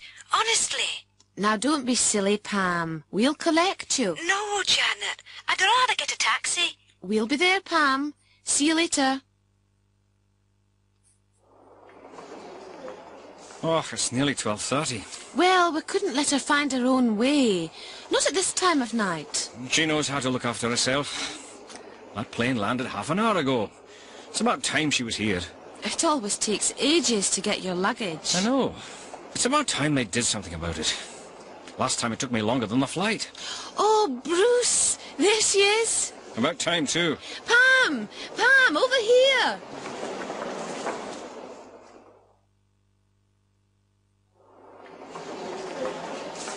I'll go and bring the car round. I won't be long. Well, Pam, what would you rather do tomorrow morning? Lie in or go shopping? This morning, you mean? I'd rather go shopping, but there's no need for you to get up and come with me. I'd rather you had a lie in. You must be tired out. I'm a bit tired, but I'll meet you for lunch. There's a new restaurant just off Kensington High Street. Do you think you'll be able to find your way there? Oh, Janet, it isn't as if this were my first visit to London. You can tell me where it is in the morning. The circus is coming. This is RW2, Watermouth's own independent radio station. In the studio with me this morning is Sally Farnham, the daughter of circus owner Bertie Farnham. Farnham's Circus will be here in Watermouth for 2 weeks. That's right, isn't it, Sally? Yes, that's right. We open tomorrow for 2 weeks. Has the circus arrived yet, Sally? No, not yet. It's on the road somewhere between Sandpool and here. I suppose there's a lot to be done between now and the first show. Yes, that's right. I've already been here for 3 days. There are all the advance arrangements to be made. It's like preparing for a small invasion. What sort of things have you done? Oh, there are so many things to be done, you know. There are posters to be put up, newspaper ads to be arranged, casual labour to be hired, and so on. When will the circus actually arrive?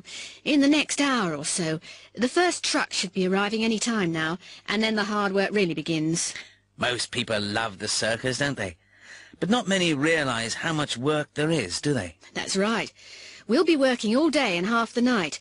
It's a bit like moving a small army. But fingers crossed, by tomorrow morning everything will have been set up in time for the afternoon performance.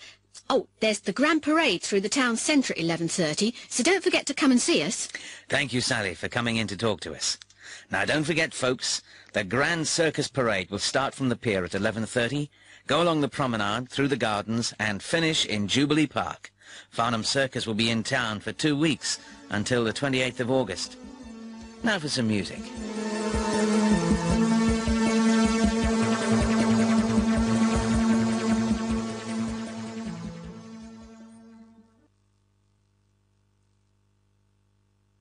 Getting things done. Tim, that bathroom tap's still dripping. It's getting on my nerves. I thought you said you were going to fix it. Oh, yes. The washer needs replacing. Why don't you replace it then? It's not as easy as that. I'll try and do it next week. But you said that last week. I know. I think you'd better phone for a plumber and get it done. I'm not really quite sure how to do it. Adrian and Susanna are going on a touring holiday of France next week. They're taking their own car. Adrian always gives Susanna a lift to work. He's dropping her off outside her office. Oh, Susanna, I won't be able to pick you up from work tonight. I'm having the car serviced. I thought we'd better have it done before we go. Oh, that's all right. When are you collecting it? Not till 6:15. Why? Well, I want to have my hair done before the holiday. I'll try and make an appointment to get it done after work. Then you can pick me up from the hairdresser's. Okay. Can you ring me at work and let me know what time? Right. I'll call you later. Bye.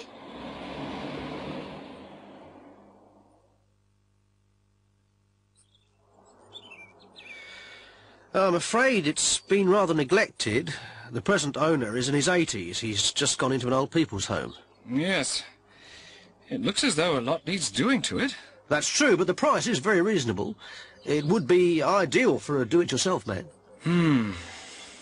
I'm not very good with my hands, I'm afraid. We'd have to get most things done for us, wouldn't we, Jean? Oh, I don't know. Could we see inside? Of course. I'll show you the kitchen first. Oh, dear. Just look at that sink. It must have been there since the house was built. It's a nice, large room, though, and there's plenty of light. We'd have to have kitchen units put in, and we'd need to get it tiled. But you could do the ceiling yourself, couldn't you? And the painting. Is that the only PowerPoint there? I'm afraid so. It looks pretty old. I'm sure the whole place would need rewiring. We certainly couldn't do that ourselves, and we'd need to have more points put in at the same time. Would you like to see the lounge? It's through here. Oh, my God.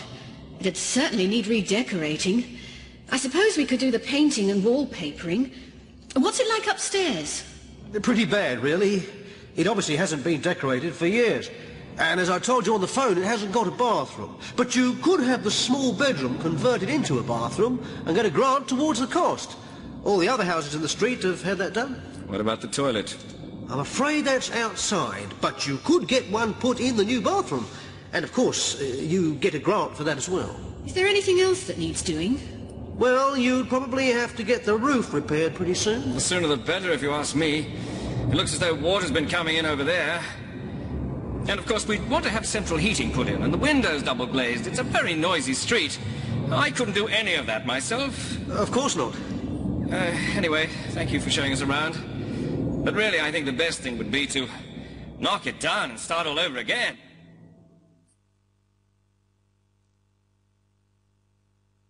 Don't panic. Don't forget to fasten your seatbelts. Please do not leave your seat while the warning light is on. May we remind passengers to read the emergency procedures. Please do not smoke in the aisles or in the toilets. Would you like to see the flight deck? I'm busy now, but I'll bring you a drink in a minute. I'm afraid I can't give you another drink, sir. Here's the headset. Let me help you. Please keep your belts fastened. We're going through turbulence. Remove your shoes and proceed at once to the emergency exits.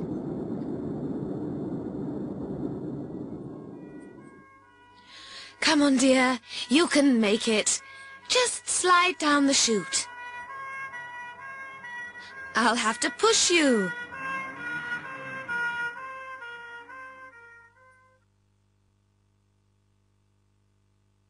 Messages. Amanda Hayward is a secretary at Standard Security Systems. Her boss, Peter Dawson, was away on business on Monday.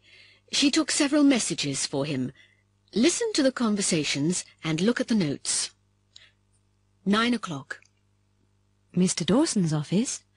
Oh, it's Jenny. Can you give Mr. Dawson a message? I won't be until Friday. I've got flu. I saw the doctor this morning. OK, Jenny. I'll pass the message on. I hope you feel better soon. 9:40. Mr. Dawson's office. Can I help you? May I speak to Mr. Dawson, please? I'm afraid he's away on business. He'll be back tomorrow. Can I take a message? Please, it's Tom Watkins here. Look, I can't make the meeting on Tuesday afternoon. Something important's come up. I'll ring Peter on Wednesday. 11:30. Hello, Godfrey. What can I do for you? Mr. Dawson isn't here, is he? No, not till tomorrow. Ah, it's just that I want Friday off. You see, my grandmother died yesterday. I'll have to go to the funeral. Oh, I am sorry. How old was she? 92. 12:15. Mr. Dawson's office. Can you put me through to Mr. Dawson? I'm afraid he isn't here today. Would you like to leave a message? Oh, right. Wadley's garage here. It's about his new car. It isn't ready yet. There's a strike at the factory today. 2:10. Good afternoon. Mr. Dawson's office. Good afternoon. This is Juliet Dobson from Western Video Systems. Mr. Dawson's at the trade fair in Lyon, isn't he? Yes, that's right. He should be here tomorrow. Well, can you give him this message first thing in the morning? I'm afraid we must cancel our last order. The customers have changed their minds again. 3:20. Good afternoon. Mr. Dawson's office. Hello, this is Miguel Gonzalez speaking. Is Peter there? No, I'm afraid he's away on business today. Can I pass on a message, Senor Gonzalez? Yes, I may be in London from the 21st to the 25th. I want to see Peter then, if possible. It's about the agency in Mexico. 4:35. Mr. Dawson's office. My name's Samantha Ellis. Can you get Mr. Dawson to phone me as soon as he gets back from Lyon? It really is very urgent. 4:55. Mr. Dawson's office. Ah, Miss Hayward. This is Charles Berry. Oh, good afternoon, sir. I've got an important message for Mr. Dawson. Give it to him the minute he comes in. Just say, don't supply Mason and Company until further notice. I'll explain later. It's Tuesday morning. Peter Dawson has just returned to the office after his business trip to Lyon. Look at the notes and listen to her report. Good morning, Amanda. Could you come in for a minute, please? Good morning, Mr. Dawson. Did you have a good trip? Yes, thank you. Were there any messages for me yesterday? Yes, quite a few. Shall I just run through them? Please. Jenny phoned. She said she wouldn't be in till Friday. Oh. Why's that? She said she had flu. She'd seen the doctor. Right, go on. Then Mr. Watkins called. He said he couldn't make the meeting this afternoon, but would ring you on Wednesday. Okay. Godfrey came in looking for you. He said he wanted Friday off. Did he? Yes, he told me his grandmother had died and he'd have to go to the funeral. Oh, dear. I'd better see him later. And Wadley's garage called. They said your new car wasn't ready. Oh, no. Why on earth not? They said there was a strike at the factory yesterday. Again? After lunch, Miss Dobson phoned. She said that Western Video Systems had to cancel their last order because their customers had changed their minds. Pity. Mr. Gonzales called from Mexico to say he might be in London from the 21st to the 25th. He said he wanted to see you then. Oh, good. I hope he can make it. And then a lady phoned, Samantha Ellis. She asked you to phone her as soon as possible. She said it was urgent. Ah, Samantha. I wonder what she wants. Oh, and just before 5, Mr. Berry phoned. He told us not to supply Mason & Co. until further notice. He said it was important, and that he would explain later. Anything else? No, that's it. Coffee? Please, that would be nice.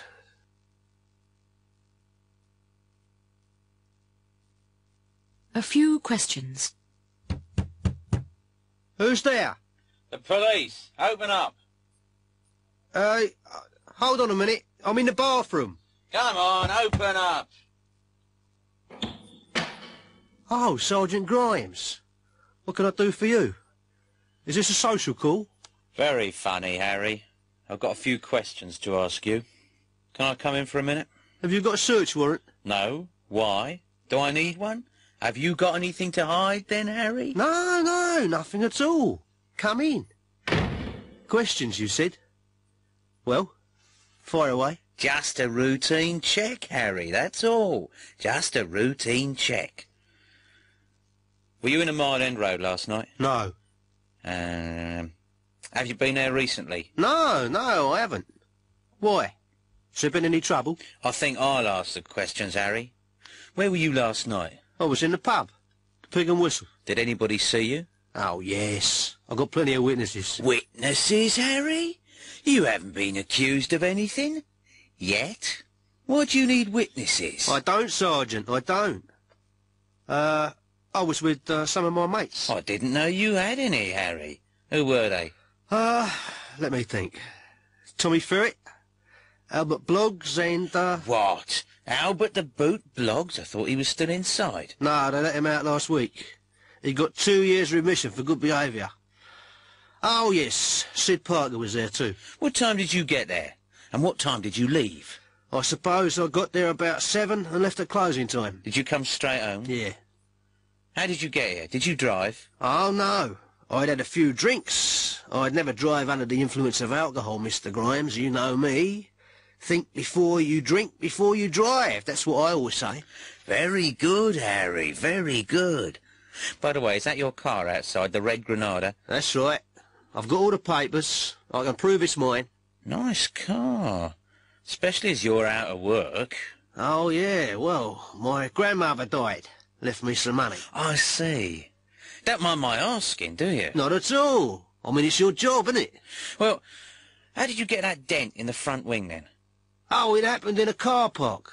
I wasn't there. Someone must have run into it. Fair enough, Harry. Well, I'll be seeing you. That's all for now.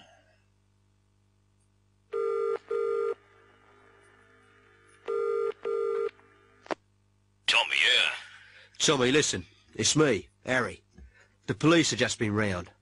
It was Grimes again. I don't think he knows anything, but he asked a lot of questions. I told him I was with you. Bloody hell, Harry. Did you have to mention me? I'm sorry, Tommy, really I am. Look, we'd better check the details in case they come to see you. What do you mean, in case they come to see me? If I know Grimes, you'll be here any minute. Come on, Harry, tell me exactly what he asked you and what you told him.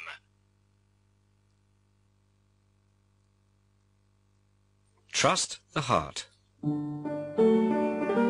Melinda stood at the end of the garden. watching the sun begin to set behind the orchard into the sea beyond. She stood as she had done so many times, thinking of that last quarrel 2 weeks before. She remembered how Damien had at first denied the affair with Tamsin, but then, when she had forced him to admit it, how he had apologized and begged her for forgiveness. She sobbed a little as she thought of her harsh words, and how Damien, the only man she had ever really loved, had broken down and cried like a baby when she had refused to see him again. That was 2 weeks ago, and she had heard nothing from him since. She had tried to telephone. She wanted to admit that she had been unjust, to tell him how much she regretted calling him a liar. She wanted to explain that she hadn't meant to hurt him. Suddenly the noise of the garden gate opening startled her. She turned, and through the gloom she thought she could make out the familiar figure of Damien. Was it him? Could it possibly be? The approaching figure stepped into the last patch of sunlight, and the last rays of the setting sun illuminated his long, dark, curly hair. He stopped, unsure of himself. "Oh, Damien," she called softly. "Damien, is it really you?" "Melinda," he murmured. "My Melinda." She sighed deeply and ran to greet him. She took his hands tightly in hers. "My darling," she whispered, "can you ever forgive me?" "We must never speak of it again," he replied. "But Damien, I never meant—" He interrupted her. "It's all right. I know that now. My darling, promise me something." "Anything," she cried. "Here, this is for you. Please, please accept it and wear it forever." He drew a small leather box from his pocket and leaned forward to give it to her. Suddenly the box fell from his grasp. He bent to pick it up, and at that moment his glasses slipped from his nose. "Blast! Now where have they gone? I can't see a thing without them," he explained. Melinda went to help him. There was a crunch as his foot crushed the glasses into the gravel path. "Oh, no! Now I've trodden on them," he exclaimed. "Why can't I do anything right? Why do I always ruin everything?" Her laughter pealed round the garden. "Oh, Damien, you silly boy. That's why I love you so much."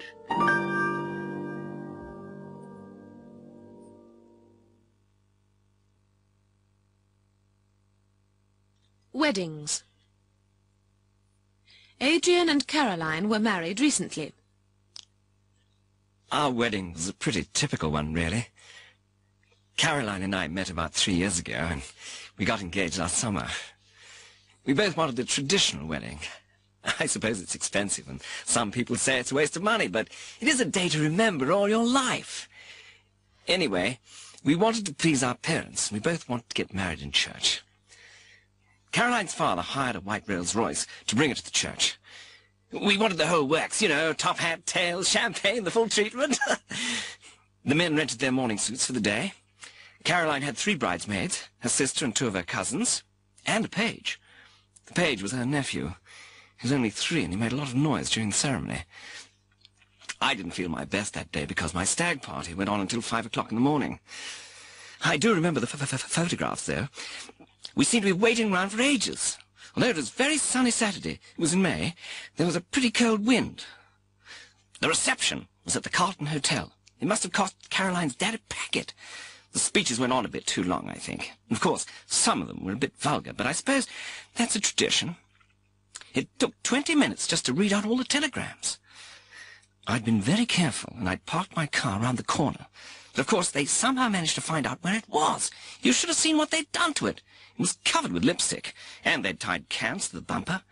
But anyway, they didn't find out where we were having our honeymoon. We went to Scotland. Stuart and Anne were married in a registry office.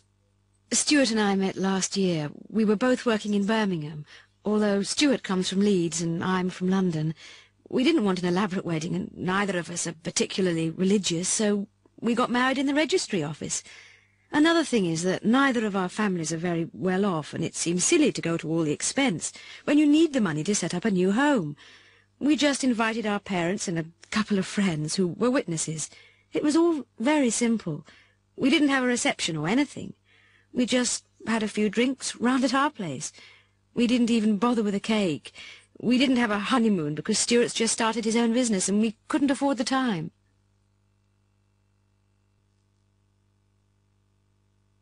Departures. Gina has been studying English at a language school in England. Her course finishes at the end of this week, and she's returning home on Saturday. She's in a travel agency now. Take a seat, please. I'll be with you in a minute. Yes, what can I do for you? I want to fly to Rome. Are there any seats available on Saturday? Just a moment and I'll check. Rome. What time of day are you thinking of going? Well, I'd rather not arrive too late. How about late morning or early afternoon? The 12:10's fully booked, I'm afraid. There are seats available on the 14:55 or the 16:30. Is that too late for you? The 14:55 sounds okay. What time does that get in? 18:15 local time. There's a 1 hour time difference, you know. Okay, that'll be fine. I'll pay cash, but I'll have to go to the bank and come back. That's all right. I'll hold the reservation for you. Streamline taxis. I'd like to book a taxi for Saturday morning, please. Where are you going? London Airport, Heathrow. There'll be 3 of us sharing. How much will it be? £35. £35 each, or between us? Oh, that's all together. What time do you want to leave? The check-in time is 5 to 2, but I don't know how long it takes to get there. Well, we'd better pick you up about 11:30 in case we hit traffic. Can I have your name and address? Yes, it's Gina Castelli, 2 L's, 32 Seaport Road. 32 Seaport Road. Okay, 11:30 Saturday morning. Thank you. Come in. Oh, hello, Mr. Jenkins. Hello, Gina. What can I do for you? I've just come to say goodbye. Oh, yes, of course. You're leaving, aren't you? When? I'm flying tomorrow morning. I'm back at work on a Monday morning. Well, I must say, Gina, we'll be sorry to lose you. I don't really want to go, but... well, I just wanted to thank you and all the other teachers. Oh, that's all right, Gina. I've really learnt a lot. I hope to come back next year for a holiday. Don't forget to send us a card. And if you do come back, call in and see us. No, I won't forget. Well, there's the bell. Goodbye, then, and have a safe journey. Goodbye, and thanks for everything. Jacques! I'm glad I haven't missed you. Hello, Gina. When are you leaving? Tomorrow morning. I don't suppose I'll see you again. So, goodbye. It was nice meeting you. And you. But you will keep in touch, won't you? Yes, I will. You've got my address, haven't you? Yes, and remember, if you're ever in Cherbourg, give me a call. I'd be so pleased to see you again. Oh, I will. You can be sure of that. And you must do the same if you're ever in Rome.